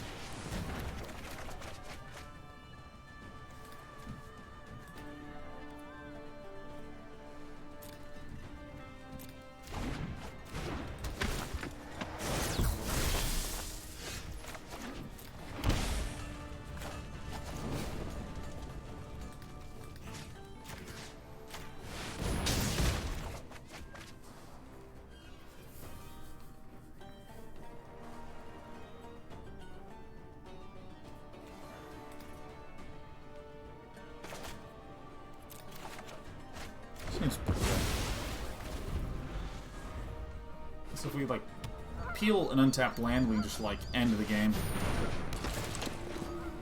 It's fine. We'll probably more than likely just Faithless Looting and then start Unburial Rites-ing Scholars.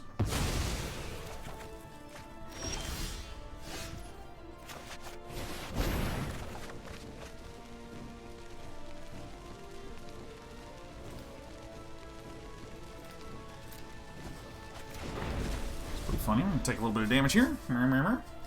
This is the one thing about the graveyard that's really challenging. Is like, what do you do about the fact that there's Unburial Rites in the graveyard? You need graveyard exile effects, and you need them fast. This actually helps quite a bit, so I can put the Omniscience back into the deck.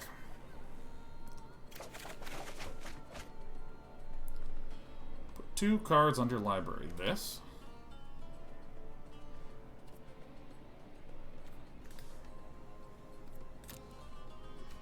Like that. Okay, so villain needs to win like this turn, or villain's out, right?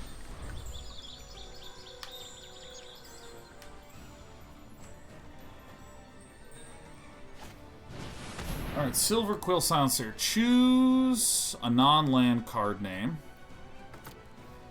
Oh, great. Yeah, Silver Quill Silencer is perfect. Like, we're not worried about this.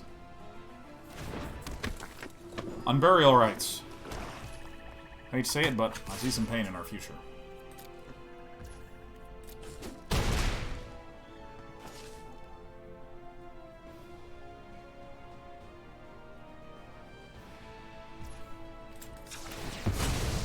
Another Brainstorm value play. We can now shuffle all this stuff. It's very hard not to win on the spot right here.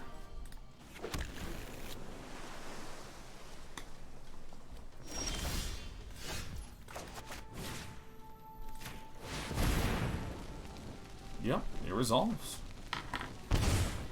Resolution commencing. Where is...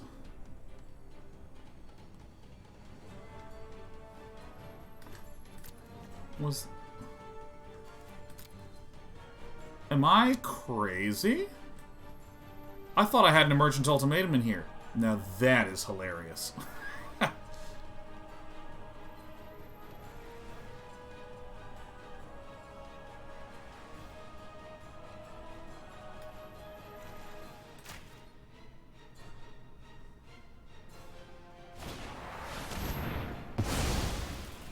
I literally thought I had an Emergent Ultimatum in there. Deal 2 damage, draw 2 cards, discard. Damage, draw 2, discard 2. Bang. Whoosh, whoosh, whoosh. Discard you, and I guess discard you. Dude, that is so funny, man. I don't know, I assume that when the game begins, you just spawn with an Emergent Ultimatum in the bin. Let's go to 1, man. Nice.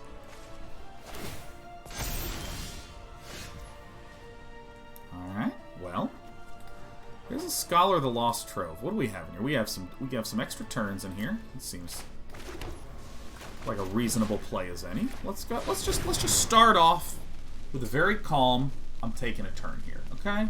Taking a turn here.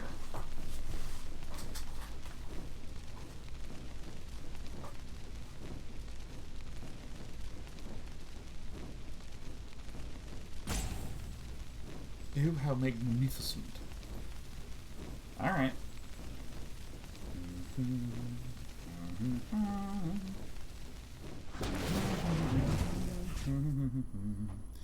mean, I think the Time Warp is the play here.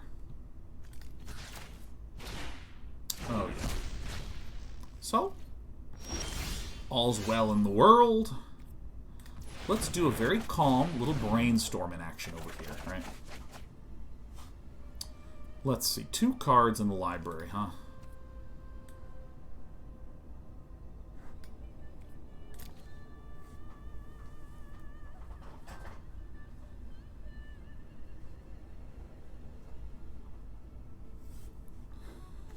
Is there a way to...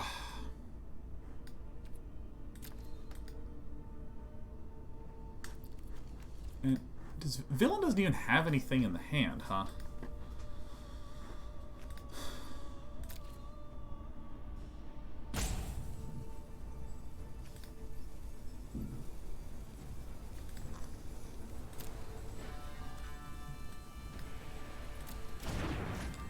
And I can enter a 10.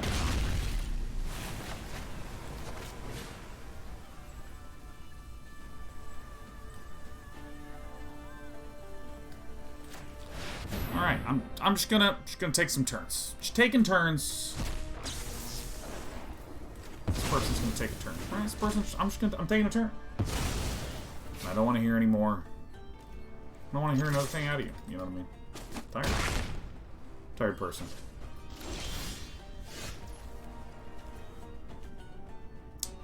Damn.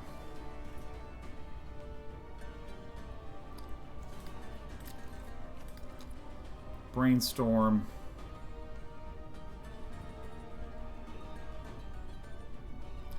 I don't think that there is a thing to do here. Oh, that's not what I meant to click on. Ooh, shit. Alright, I'm out of here. It's all good. It's all good. We made a key error. We literally didn't have an Emergent Ultimatum in the graveyard. And I think that I don't know how else to describe it than arrogance. I think it truly was the arrogance in our bones and in our soul that told us we're never going to lose this shit. And we were. We were absolutely bound to lose it. I'm going to rip things apart. I'm going to Clarion it up. I feel weird peeling out the Mizzix Masteries, but I'm not sure what else is the right thing to do. Maybe actually an Alrund's Epiphany? No, I like the ability to take 2 turns, you know. I think that we're probably okay here. Why does Sublime Lady have a cake on her head? Because it's her birthday. She'll do whatever the hell she wants. Madman W says, to be fair, the deck does lend itself to brainless autopiloting. Oh, yeah.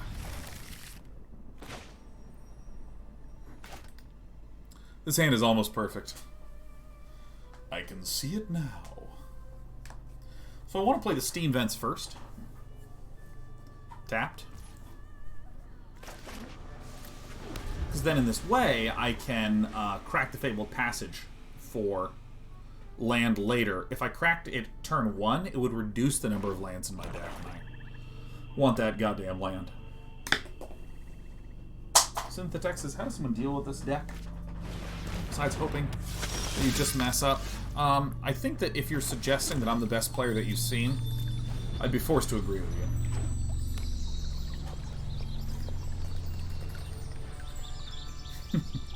But I mean, it's just like, look at this. It's Thoughtseizes, Duresses, Graveyard Hate, Grafdigger's Cage. This deck pops off really hard, but also gets shut down really hard.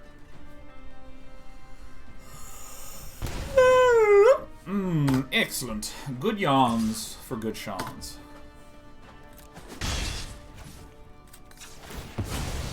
So, wait, that got discarded? Okay, so I actually do want the blue then. That was a little bit of a pickle.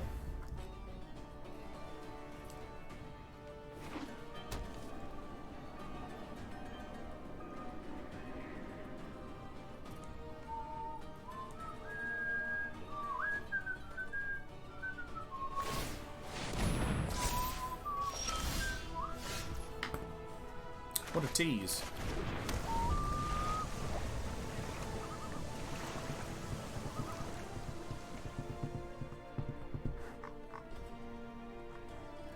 Game says, hey, I just used my Prime subscription to tell you that you got outs last game. You were about to gain 2 life from the card you accidentally cast, which was enough to survive. Can you take a screenshot and show me the moment?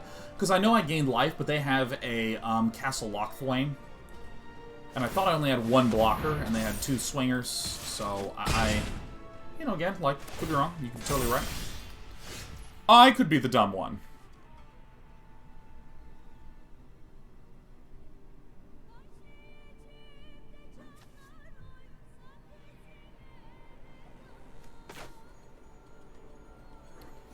Draws 2 cards and discards 2 cards. I'm gonna do this. I'm gonna do treasure draw.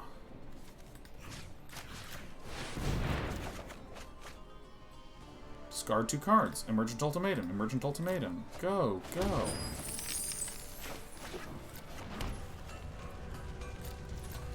And then I will brainstorm to try to find a way to cast this stuff. I think I was dumb to cut the Mizzixes.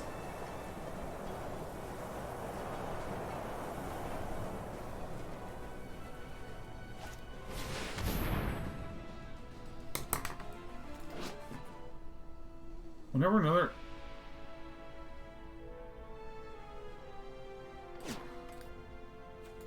If opponent controls will deal damage, prevent one of that? Did my opponent just cast the wrong side? Non-creature spells cost more?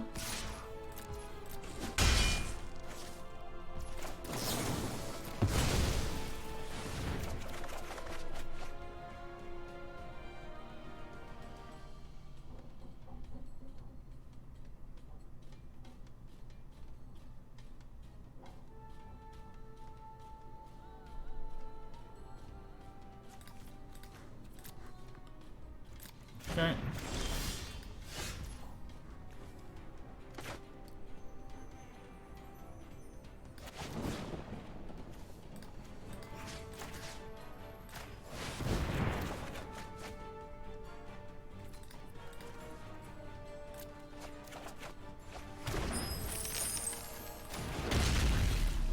Okay. It's Sean just letting you know the Strixhaven school promo with Witherbloom over at the Command Zone. It was awesome. Just want to say great job and great collab. Thanks, Jockin. You know, I will be real blunt. Most of the cool, great, good, solid, neat collaborations that I've been lucky to be part of, all the work was done by other people. They like, oh my god, dude, like Josh Lee Kwai is amazing. He's just amazing. He had it all set up.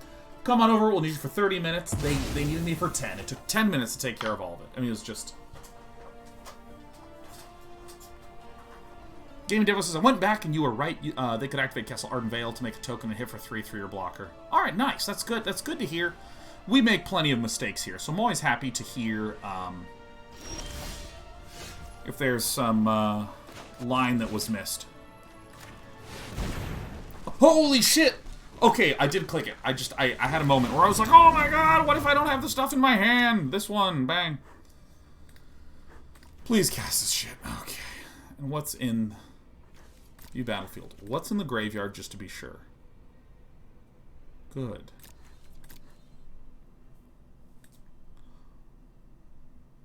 So I do not want Omniscience. Or do I? Because if I do Final Parting, Scholar... Actually, I want to have Omniscience out. Because I keep forgetting. They have to put Final Parting back, and they have to put Omniscience back. If we get both of these, we just get to cast stuff again.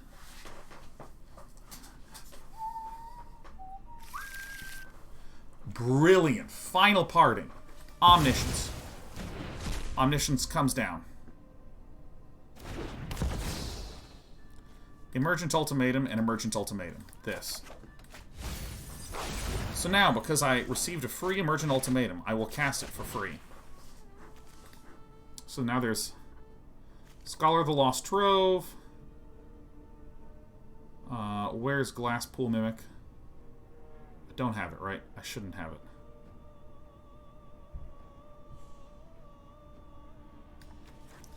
And in the battlefield, we have another Emergent Ultimatum. Nice. So let's just do Scholar, Mizzix, to guarantee that we get to cast that. How about just an extra turn, huh? Extra turns seem good.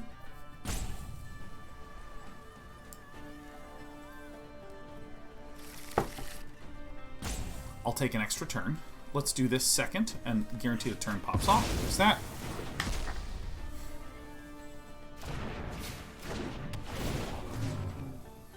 Okay. Let's go ahead and cast the Emergent Ultimatum. Again.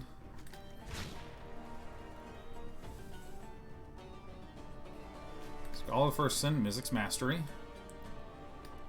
Time Warp. I think you're seeing a pattern.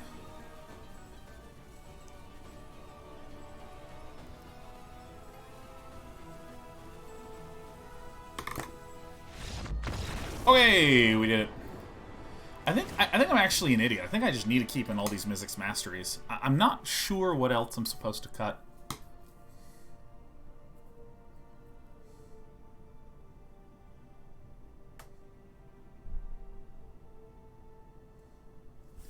I'm a newbie, man. I'm gonna cut the Brainstorm. I'm like literally embarrassed that you saw me do that. Like, I'm ashamed.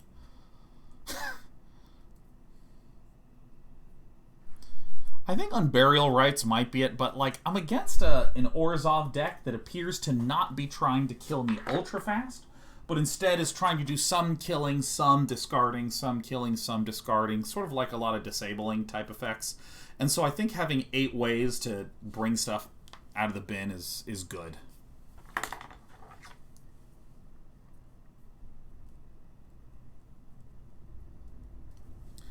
Well, gee.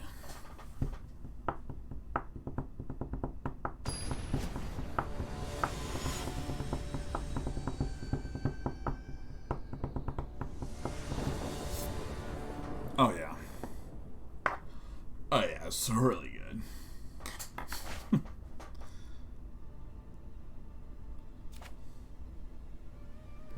I'm keeping it. I don't give a shit, man. I don't care.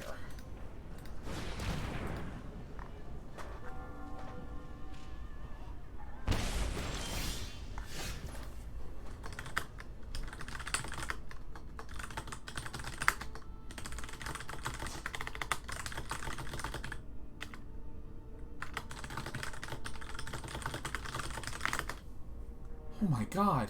Oh my god. Alright, I'll tell you story time in a second. Oh.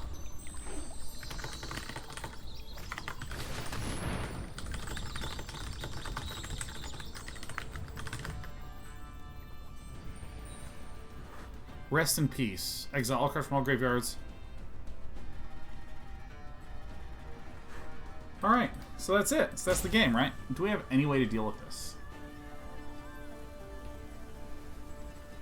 I think we just concede, huh? Do we have any...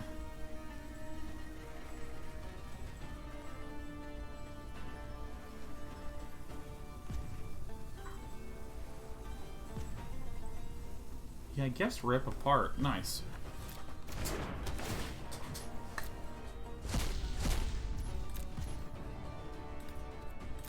How did this wind up in the bin? Oh, there's Thoughtseize. Alright, so let's just get our rip apart mana, huh?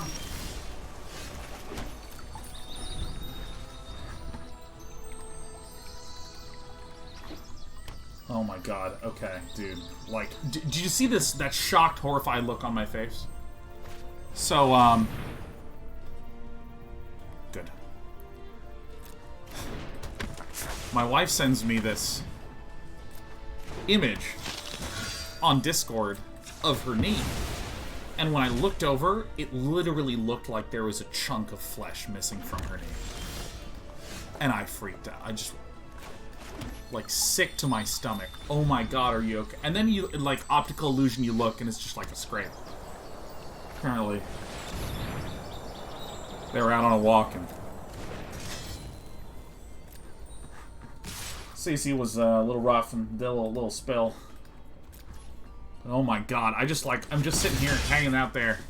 My wife just sends me this thing and I'm just like, oh, Jesus. Like, it's just this, like, holy shit kind of moment. Alright, draw 2 cards, treasure. Me. Alright.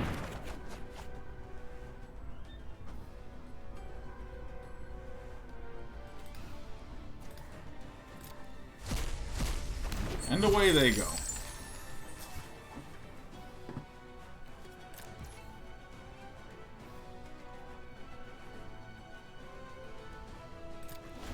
Okay, so, I mean, we're not taking a ton of damage.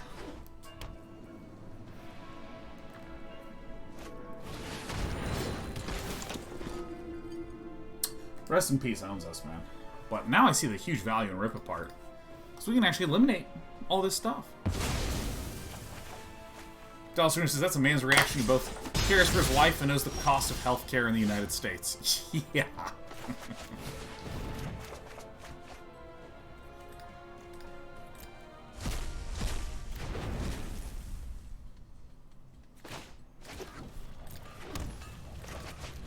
Alright, let's go.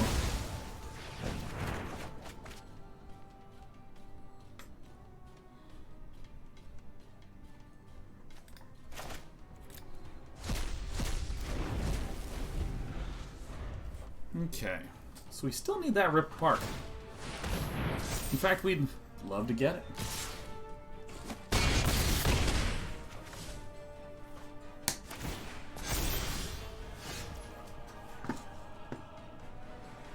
I think we die next turn, basically. Alright.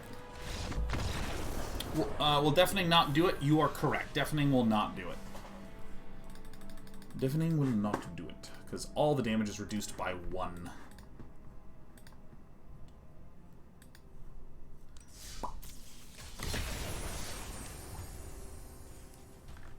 It's actually kind of funny. When you win with his deck, you pop off so insanely hard. When you lose, it's like you look pathetic. Like I couldn't even do anything. Wait, let's see. How do we style it here? Yeah. Yeah, there we go. Oh, there it is. That's that nice widow's peak of the Balding Man.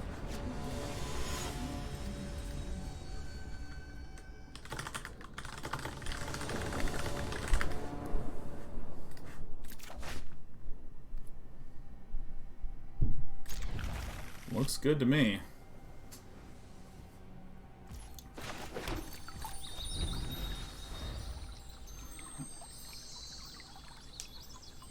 Test of Talents is... Oh my gosh, it's our first red guy. Boom out Courier. Haste whenever it attacks, exile face down. Ooh, I love this one.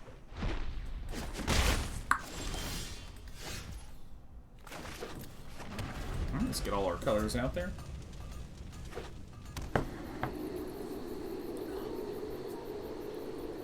Oh my gosh, look at these Ramunap Ruins.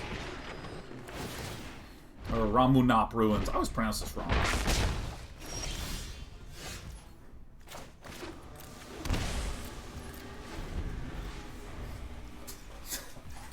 Unleashed Lightman says, Yo, Sean, what's up with that look today? Are we cosplaying that one guy from John Wick? Unleashed Enlightenment. Or Unleash Enlightenment. I'm wearing a shirt that is black. That is about what I did today. For the sake of the look. So I think I just take 2 and see what gets played next.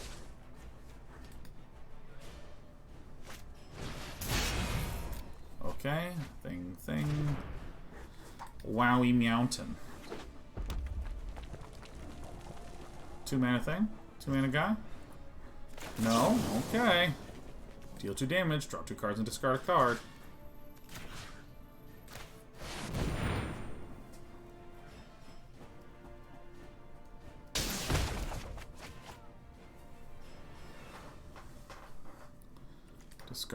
Discard this. Okie dokie. I suspect it will be challenging for us to lose this turn.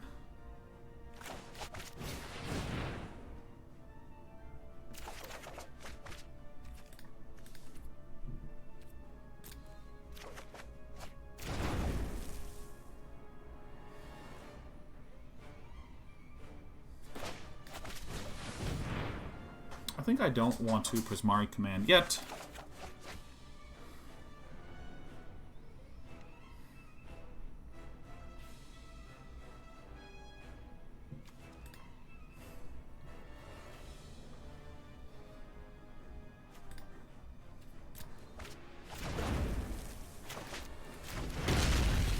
Huh. So this is a bit pickly. Because typically we have a way to just pop off here. Typically we do have a way to do that. We don't yet have a bear in the bin. that's worth two in the bush. This is actually great news for us. Like, really, really great news for us. We love to see this. Okay. But I think this is... Really?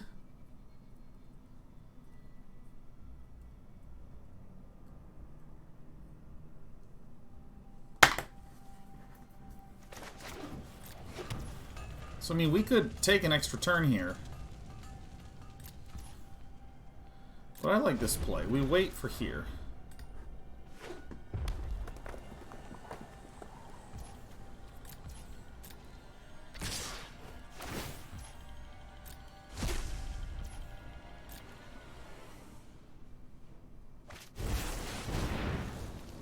Okay.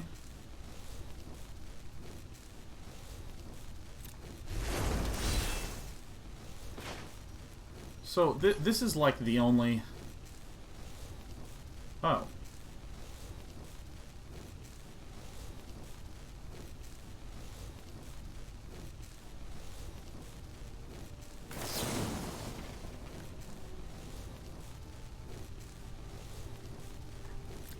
So this 5 damage would put us down to 4. So we need to be multiple burns. Yeah, so we should draw 2. Deal 2 damage. Shoot this.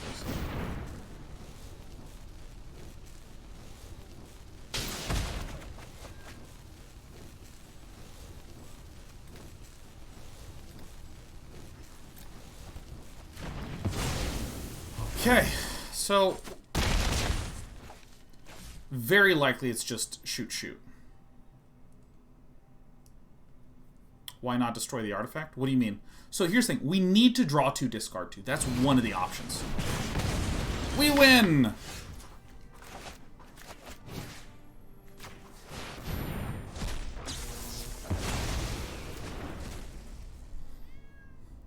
This is an artifact, but I don't want to go to 3. Because 3 and 4 are very different against mono red, because they have lots of spells that deal 3 damage, but they generally need 2 cards to deal 4. Final Parting, Scholar of the Lost Trove, and Omniscience.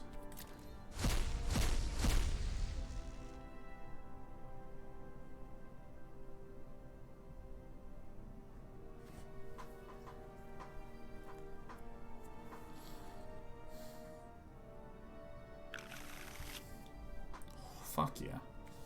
Omniscience, Scholar of the Lost Trove. Comes down first and gives us an Emergent Ultimatum. This. So the exact same thing. Scholar, Final Parting.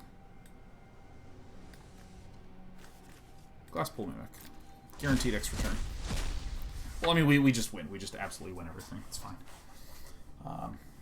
But yeah, again, we in a literal sense, we can kill this because it's an artifact, but I will play this first, and this second. So the second thing resolves first because of the stack. Let's put an Emergent Ultimatum into our hand. Actually, I'm putting a fucking Time Warp into my hand, man. This goes into the hand. Goes into the bin. Glasspool Mimic comes out, copies this. We target the Emergent Ultimatum. We cast it. We get a Scholar. We get a Mizzix Mastery. We get a Time Warp.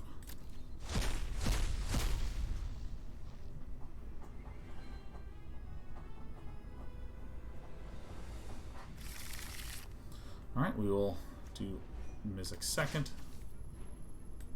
Targeting Alrund's Epiphany.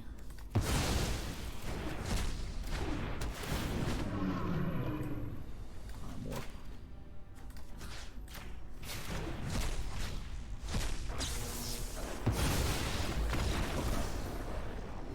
Yeah, so I mean, like, by the way, the basic win condition of the deck is take a shitload of turns.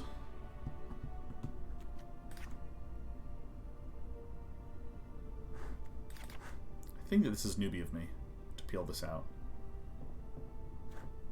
Maybe it actually is fine to do this.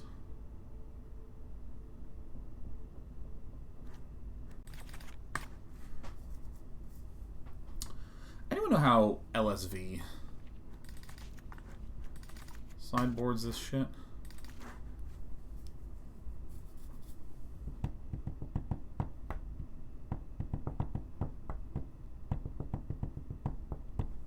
I'm just gonna do this.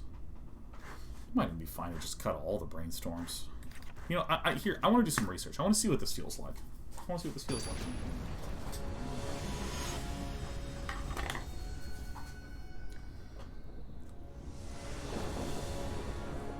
Use the Sideboard Guide on CFB Pro. Oh, nice. Damn, well, I don't have Channel Fireball Pro.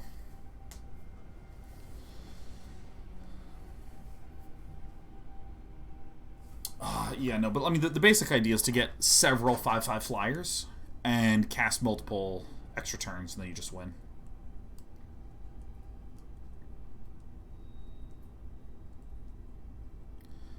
Makes me think of, like, extra turns in other games. Dude, like, can you imagine if in, like, Counter-Strike or hell, Valorant, if there was, like, a, do we have land? We do not. There was, like, a freeze time ability. Well, this is bad. Nice! Know exactly what to do. Just, like, freezes the game. Get out of here. Get out of here.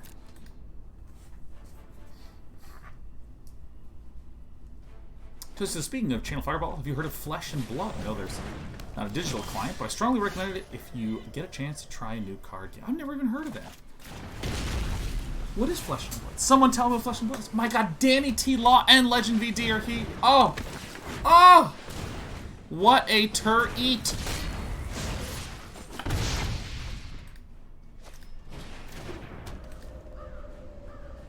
Well, this guy's gonna be horribly upset very soon.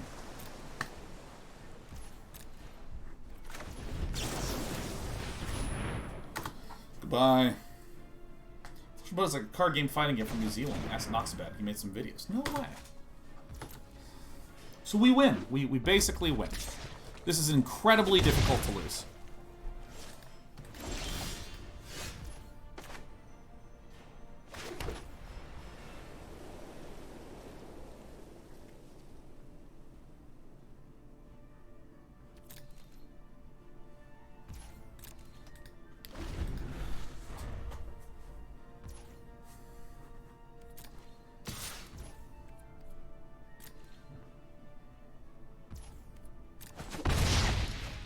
So I'm gonna hit the crypt. Destroy an artifact, draw 2, discard 2, target this person, draws 2, discards 2. This is the one that we destroy. So good. So good. Choose a class and basically are one hero when your cards are equipment, weapons, and attacks. Oh, cool. So, I'm gonna put the Glasspool Mimic in here, or excuse me, the Scholar of the Lost Trove. Probably the Time Warp Lisa.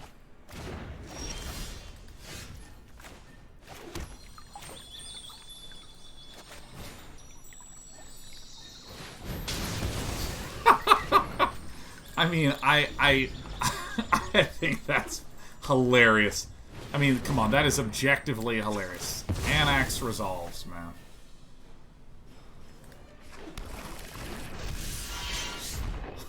I mean, there's some cards that we can get here. There's some fucking cards we can get.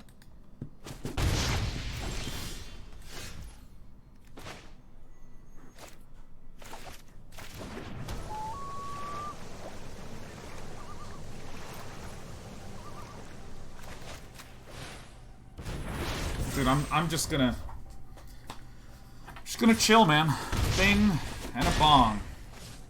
Oh, all y'all know about Flesh and Blood, man. It's crazy to me.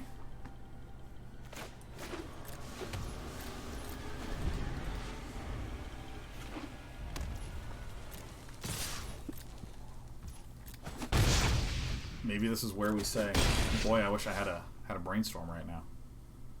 You know what I mean? Cycle in time. Hey.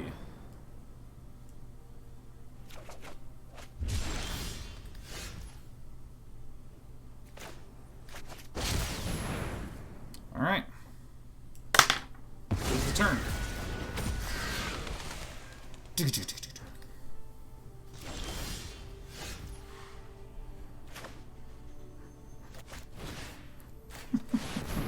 Get 'em, birds.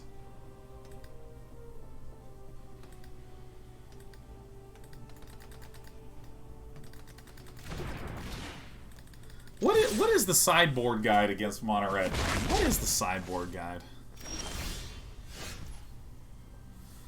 Alright, well.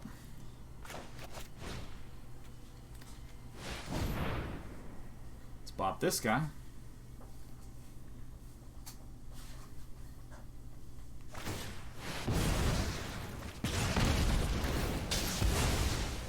Alright.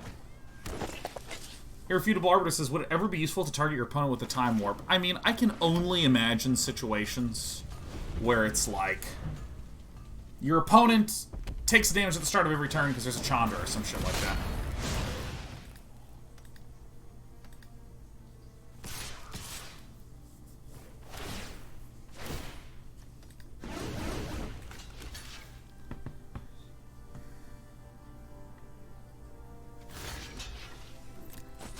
There it is.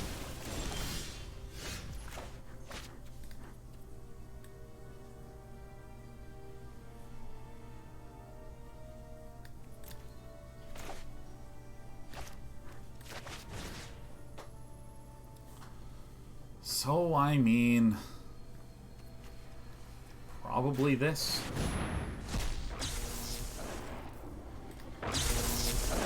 Draw 2, deal 2. Deal this, draw like this.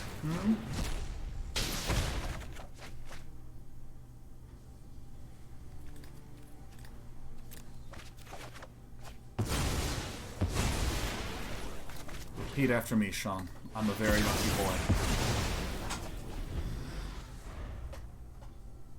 Alright, Ignacio. Ooh, that's a good one. That is not a good one.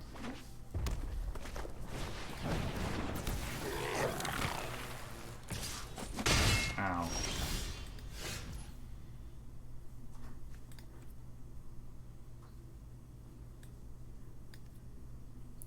Okay.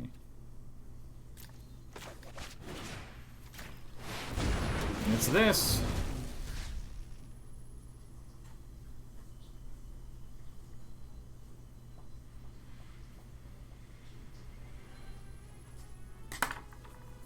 I mean, do I just like Clarion here? I mean, I want a Time Warp, but yeah, let's just do this, man. Let's just do this. I'll take a turn. That's something.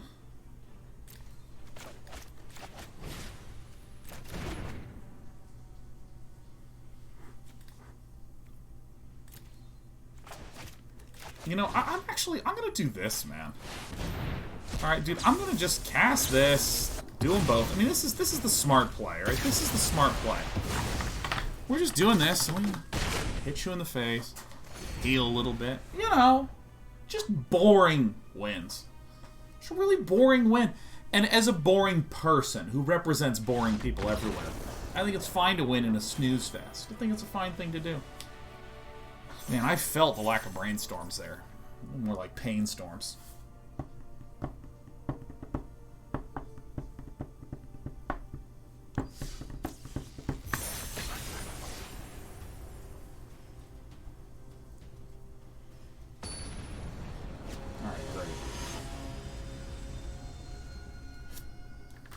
Man, this deck is some fun nonsense bullshit, ain't it? Yeah, I'm gonna hang on to this one. I think this is... I have seen people describe hands such as these as gas. I think the big ones, the big friends here. Faithless Looting. How close are we to the Mythic Moon? I think we win this best of 3, and then we did it. I think that's it.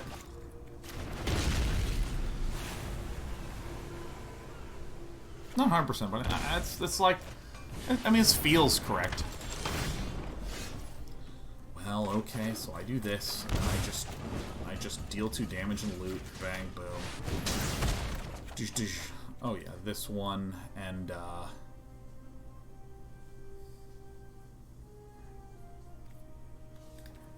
guess the Triumph. It's times like these I wish we had the treasure, but you know, it's fine. Then once you hit Mythic, it's time for Bookworm, naturally. What I actually want to do is switch to a big Izzet list that I thought was just really nice. I thought it was just a really nice list. Okay. I mean, if that's what you think should happen, I'm gonna go ahead and.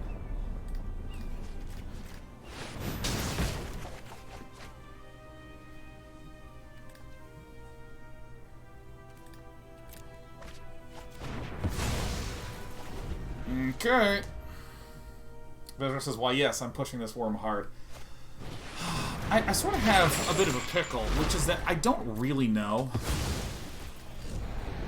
how you would do a bookworm deck in Standard with Dimir Rogues being, like, a thing. This deck is so fucking stupid, man. This deck is... I mean, it's dumb. Like, I feel it in here. Like, oh, wow, that feels really good. That's stupid. I actually don't think we need to go super hard on the Deafening Clarions even. That's so good. I mean, that's like... Quitting that quickly is like when you ask a girl out and she sighs and says, "Listen," and you're like, "I'm out, I know what's fucking coming next. Get me out of this conversation." You're just like, I don't care that I have no dignity anymore, I'm sad, okay? We can't do anything, so let's...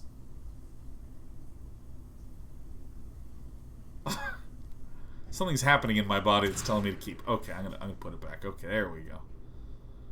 Okay, that's pretty good.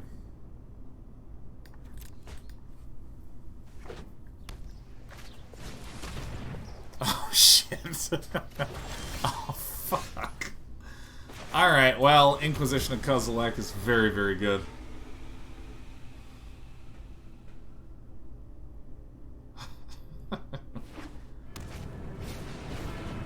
Yeah, that's what I was trying to do, bold Neon. Shit. Oh, fuck.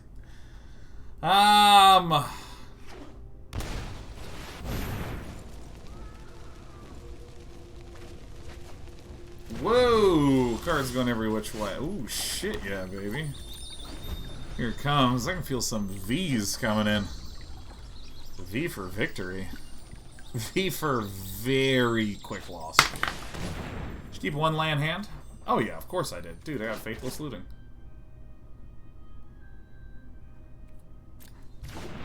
Great.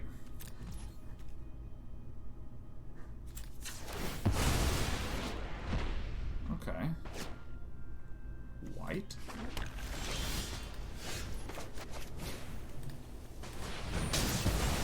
Alright, Rip Apart is stupid.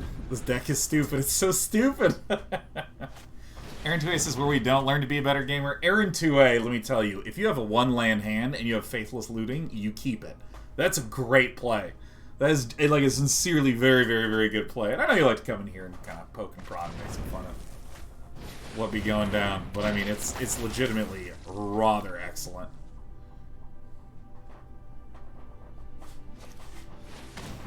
Claim.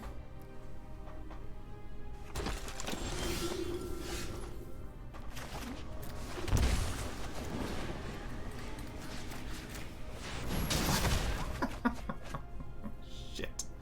Ah, fuck.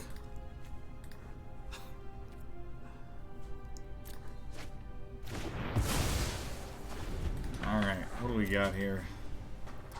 We got some Reap parts. There's a lot of stuff in the bin. Getting Inquisition to Kozilek is... I mean, it just stinks here, man. Ooh, some Faithless Looting.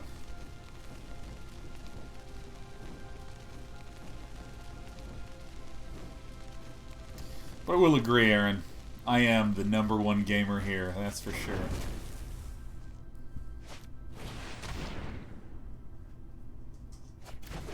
Ooh. Damn. Alright. Yeah. Alright, well, let's just rip this one apart. I'm doing this one for sure.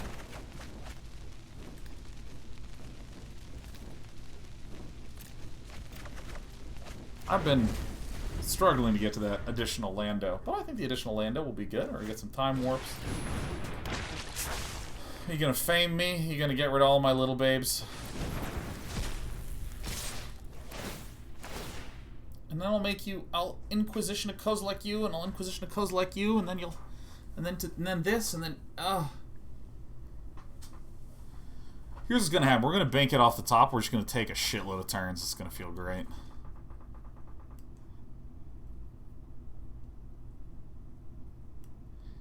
Mizzix Mastery. I don't know, maybe we do need the Deafening Clarions. Maybe I'm crazy. Unburial Rites. Alright, it's fine.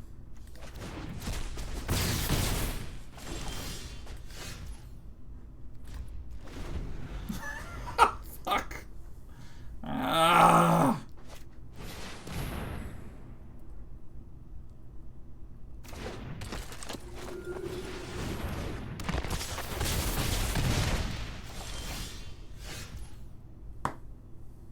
It isn't fair. You know what? We're gonna have to concede this one. No way around it. This is the one where we concede. I think I'm gonna put in the Deafening Clarions.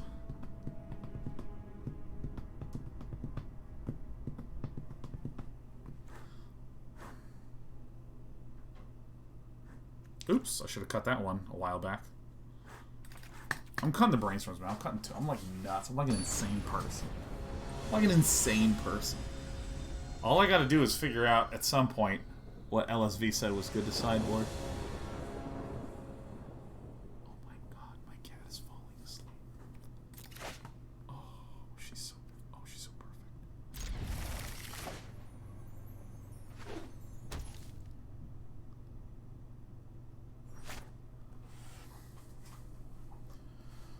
Okay.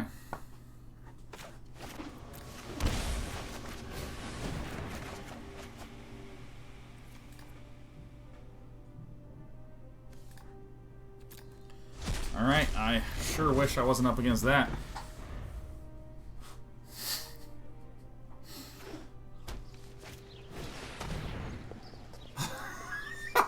Fuck.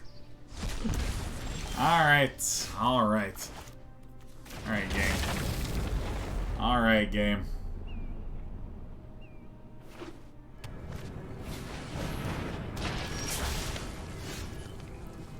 Okay, we're in business. Kinda.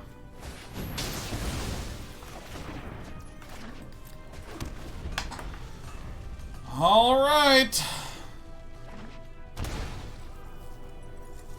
We needed one land last time. It's not entirely clear what we need. But we need it. We absolutely need it.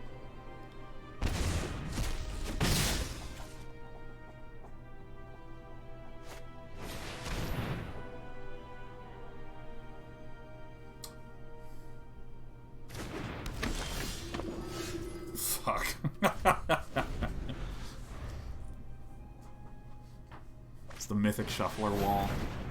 Dude, like, let's be really realistic. We won all of our games, and then we lost one, and then we kept playing and winning, and now we're in this one. So this is going to be our second best of 3 loss.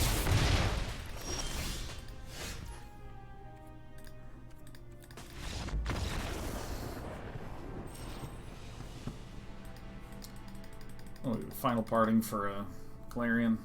Live at 1. Getting out of here. Karma's thrashing back at you. You're all superstitious. We've won every best of 3 but 2, and people are like, you know, I've been seeing a pattern for the long time. Self-hatred. Look, if you want to win every single game, learn StarCraft Brood War, man. When you get good enough at that game, you don't lose. You don't lose to people that are worse than you. There's no time for superstition. We just queue up again. We just queue up again.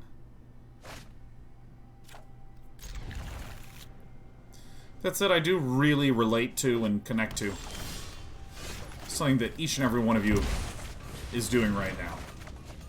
You're saying, I want to win every single game of Magic that I play. And I get it. I get it.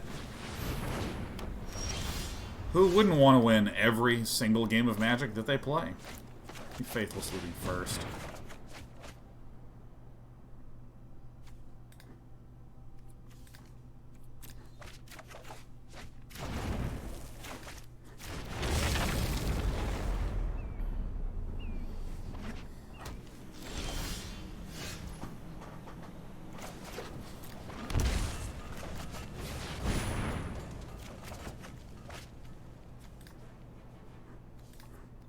Keep a Time Warp in the hand.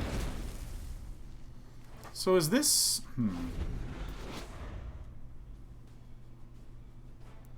Is this a control list with some counters? Is that what this is?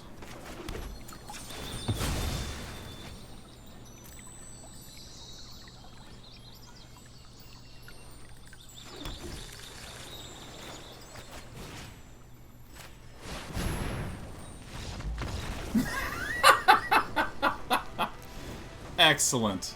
Alright, well, I mean, I don't really know what villain is. I don't really know what villain does.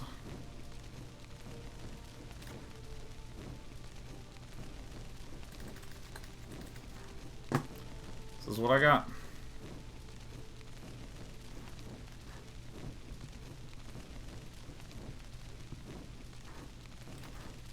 I really don't know, man. Unburial Rites. Just don't know what to cut. Just don't know what to cut.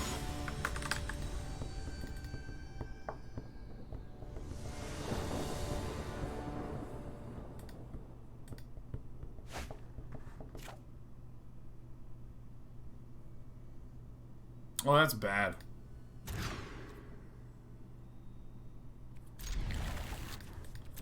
All right. I don't know what villain was. I have no idea what villain's deck is, was, or wants to do.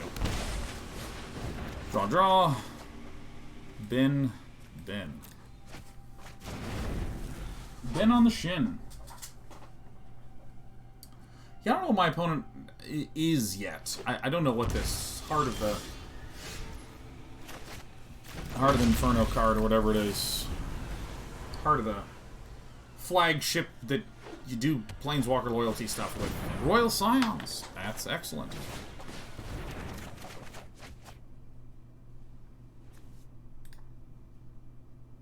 I mean, it really doesn't matter terrifically much. My answers lie in the cold truth. My answers lie in the cold truth. Alright, shock this in.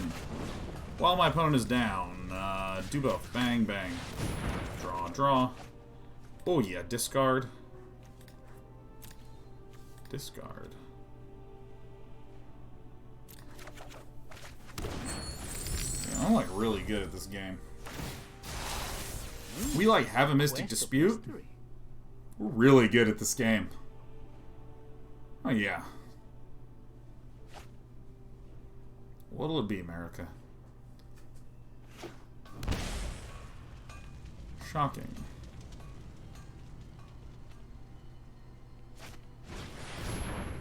Fibblethip? So this has to be like a Dovin's Veto. Or it's bust. You know what I mean?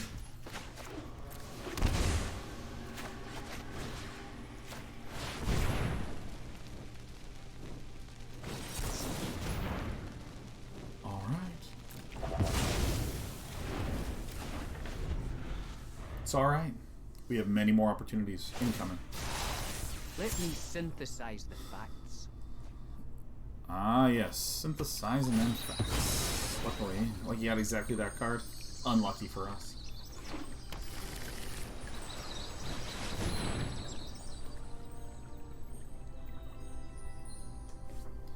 Yeah, I think that would annihilate us. Yeah, Nagmar, you don't really need any anti-planeswalker tech. A lot of combo decks honestly function this way. Where, like, alright. Draw, bang, bang, bang. A lot of combo-y style decks just are this way. Where, like, you know, you don't really care what the hell your opponent's doing after your combo goes off. Because your combo went off. suppose I should get this one, huh?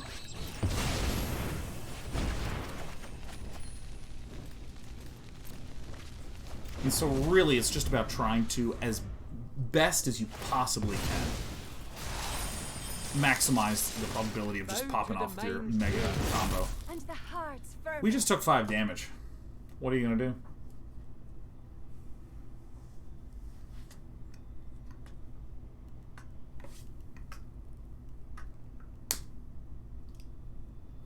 Thank you, goodness. Is that it? Is that death? This'll be easy. Maybe that's death? Am I gonna lose to a Fibble Fit? Ooh, I'd love to see that. And, alright, so step 1, we brainstorm.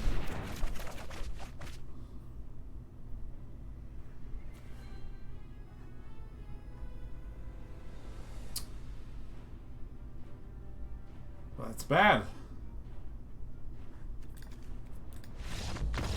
I'm out of here. Alright, I think our hand is fine.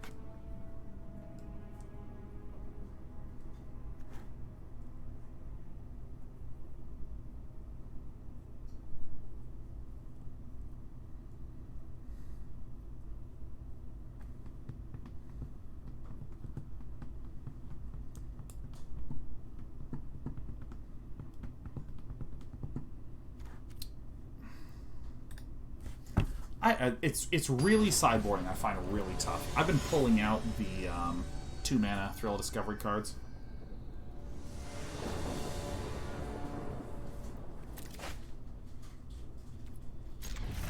Seems good enough for me.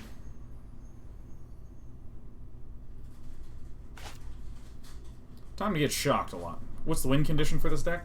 Dude, Breaker TV, you must have just gotten here. Oh boy. No one tell Breaker TV. No one answer.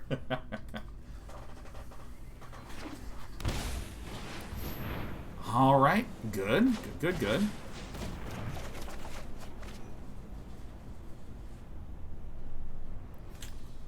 I'll just put these ones on top. It's fine.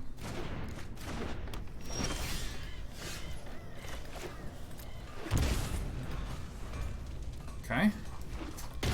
Pretty cool. Okay, nice.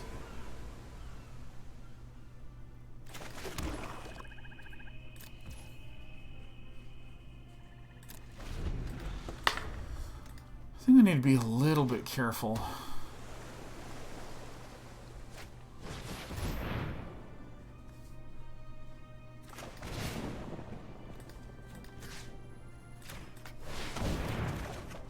Nice. Ultimatums are a go.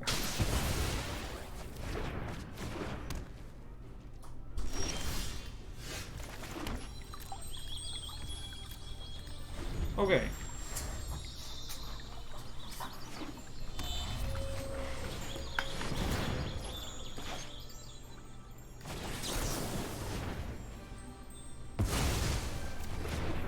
All right, nice.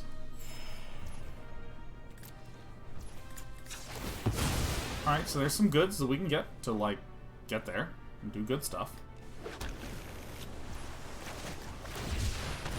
Okay.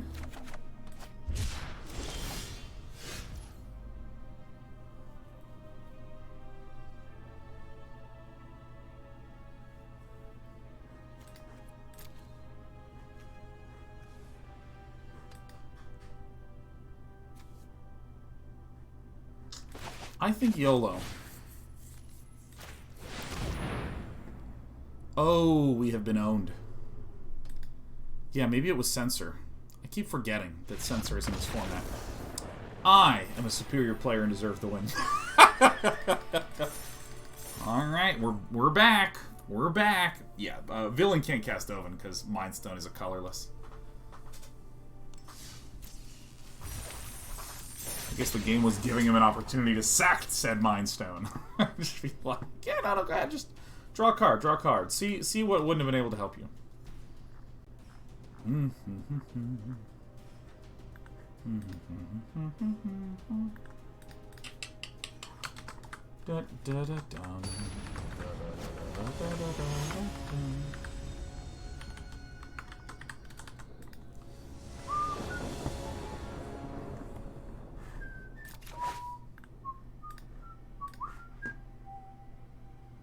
Ooh, yeah. Oh, dude, screw Brainstorm. Dude, I'm ready to thrill.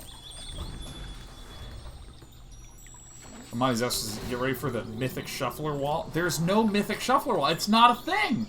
That's not a thing, Amani's Aster. It's not a thing. Red.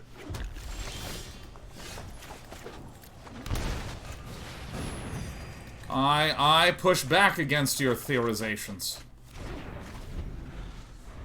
Your nutty nut theories. Says, you did not pray to RNGs. I don't need to, Amadi's Aster. I play Magic the Gathering. All this game is one continuous prayer to RNGesus. This game is nothing but absolute obsession and devotion to RNGesus. I want other games to be like this, right? Where, like, if you like Counter-Strike and you, like, fire the gun, sometimes it just equips your knife. Or zooms. In fact, let's simplify Counter-Strike. When you click the mouse, something happens. I think this would be a fun game. Oh my god, our opponent's name is Marshall Buttcliffe. Oh my god. Hold on, I'm taking a screenshot. Hold on. Alright, where's Marshall? Marshall. Hey man, I found you.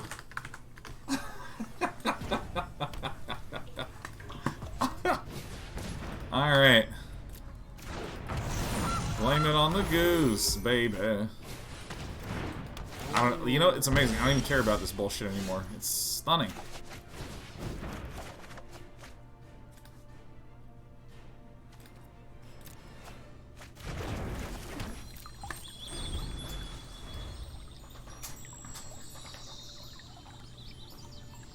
What are you doing to me, Marshall? Oh, God. Marshall Buttcliffe. I don't know if any of you know Marshall Sutcliffe, but he is an extremely famous, maybe the most famous, watchmaker on YouTube. Marshall Sutcliffe runs a channel known as Wristwatch Revival, where he purchases... Yeah, my hand's God mode. Where he purchases watches on eBay, opens them up, repairs them. As a side gig, Marshall he's done a limited small amount of Magic commentary, but really it's the watchmaking that Marshall Sutcliffe is known for. I think I'm funny, can I be honest? I think I'm, like, real funny. Terminus Strawl says, I may be mistaken, but I think he may be involved in MTG in some small way. Yeah, just like a little bit. You know, kind of like when you buy LaCroix, it's like flavored strawberry, but like there's fucking no strawberry in there. Like Magic the Gathering events are Marshall flavored water, is what you might describe it as. I think we're funny. Terminus Strawl, you and me.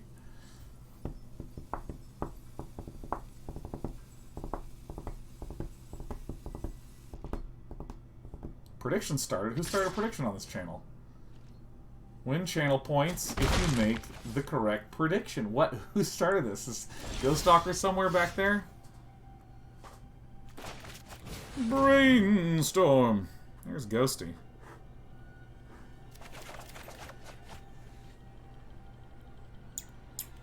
On the top. Nope. You and you. Nope. Actually, I do want the Time Warp. So these two go back on.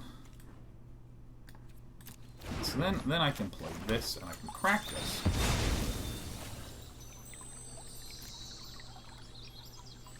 Swamps. So Faithless Looting.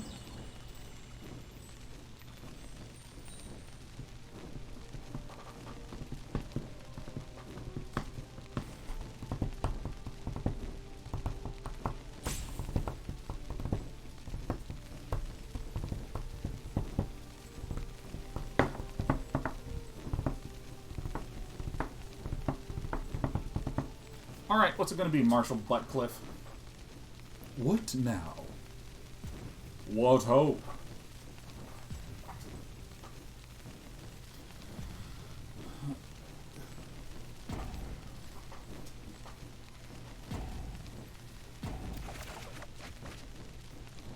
Discard this. I'll discard this.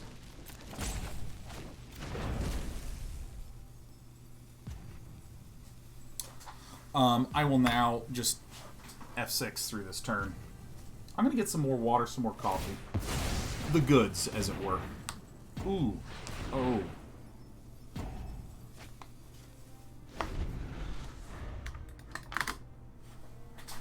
Auto pack. Oh, shit! Guys, never put mugs on the ground. Always bring them to the kitchen when you're done.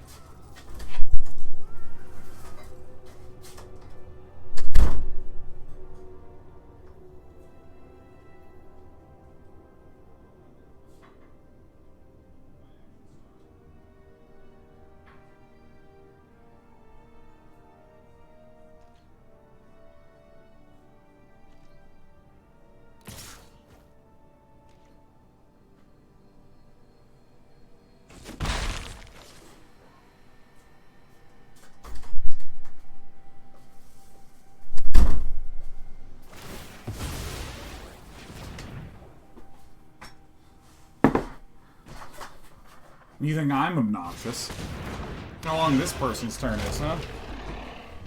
Then this is this, then is this, and then I'll go here, and then do this, and I eat this, and it goes here, and then I trade over to here. And I'm like, duh.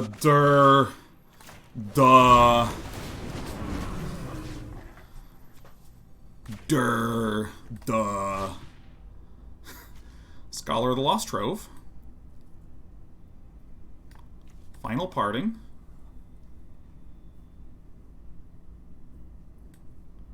Actually, I'm just going to do Mizzix Mastery, right?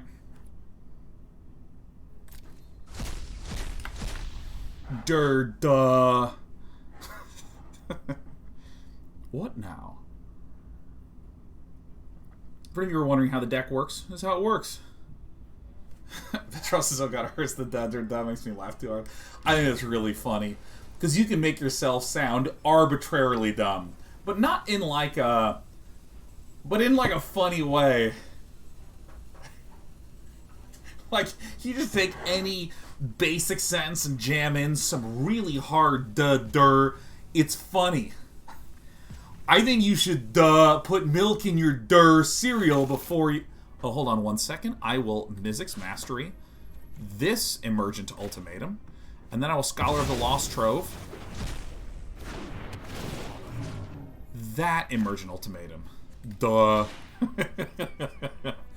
Alright, I think it might be time to go Omniscience, Alrund, Time Warp for this one. I think that's pretty good. These are good.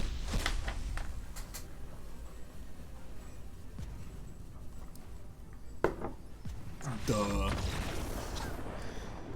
Too bad, Marshall Butcliffe. What do I even want to do? I don't really think that there's going to be much of a pickle. I mean, maybe I just want these. I think we will need the Reaper parts. So if we'd go Sublime Epiphany out,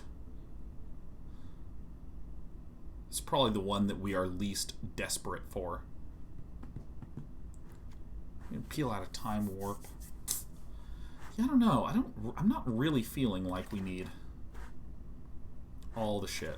Let me do like this. Let me do like this. This seems good. Who's texting me? Adam? Whenever you're done, we need to talk about that fucking Mizzix decks you played. I am playing that deck, you piece of shit.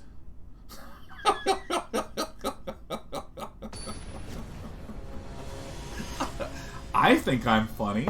I don't know. Do you think... Because I think I'm hilarious. I have to. I'm the only person I'm around all day. Okay. We have the hand... And hold on. I have a text. That's why I text. Oh. Oh, shit. Oh, shit. Adam just shared something that is so personal. I would never dream of reading it out loud on air. I would never dream of saying it. It's... You know, as a friend, I feel lucky to know this, you know. As a friend, I really lucky he's willing to open up and share that kind of information with me. It means a lot. Sky Zoe's Run the World. It says, do your cats find you funny? In my experience, my cats think I'm an asshole. I think Sheriff loves me. Sheriff, are you? No, she's not there. She's in the closet. I think that I do speak to the cats a good deal, Sky Zoe. I lost my Faithless Looting.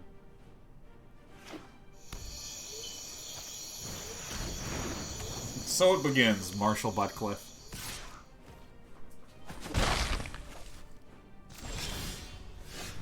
Alright, I think that the correct play here is to crack the Fabled Passage.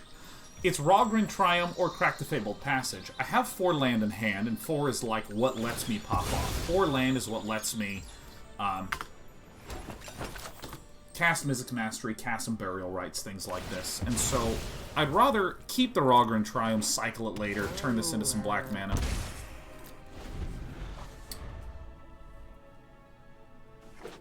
I really love my cats a lot. They're very important to me. I don't know if anyone's ever had this experience. To turn off goofball mode for a moment. Like, have you ever gone through a really hard time where you felt like you were a shitter?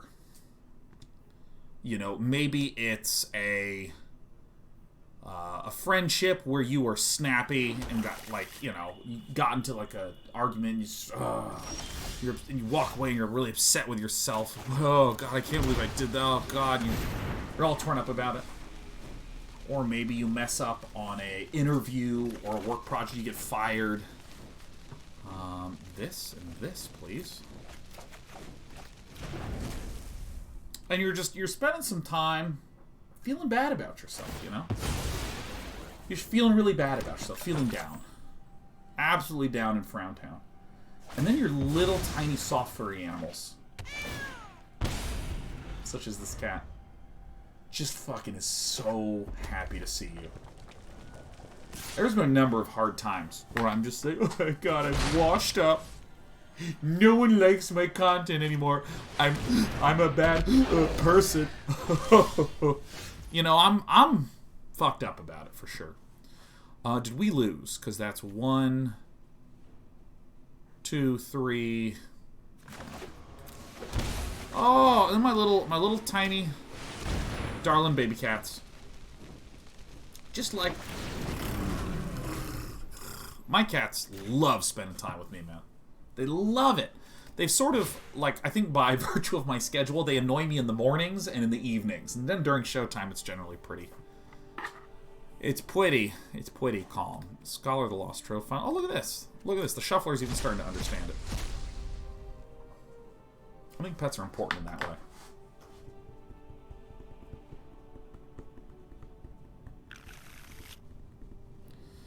Great. So, my opponent did it wrong. Omniscience.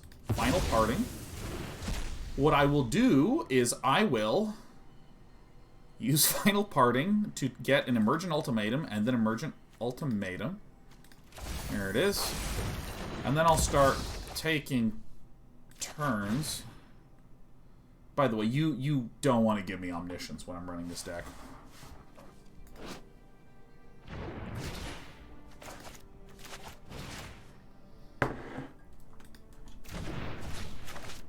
This will cause them to go into the graveyard, where I can now get a Scholar of the Lost. I can get a Glasspool Mimic. And I think just taking some turns feels good here.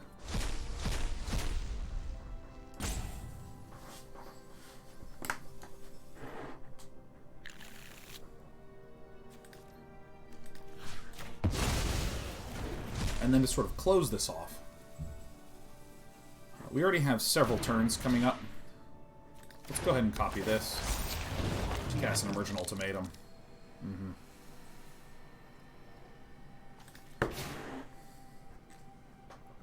And then Scholar of the Lost Trove. Alrund's Epiphany. And Mizzix Mastery.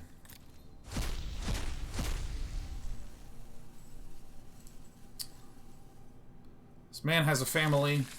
No, this man has his own ashes. Sitting calmly. That's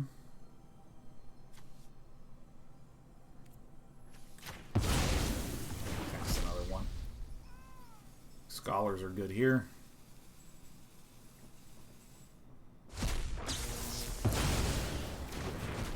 The guy gains a lot of life, so I don't wanna fuck around and play Magic. I'd rather just do this.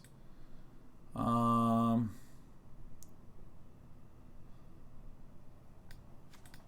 guess I'll just Brainstorm.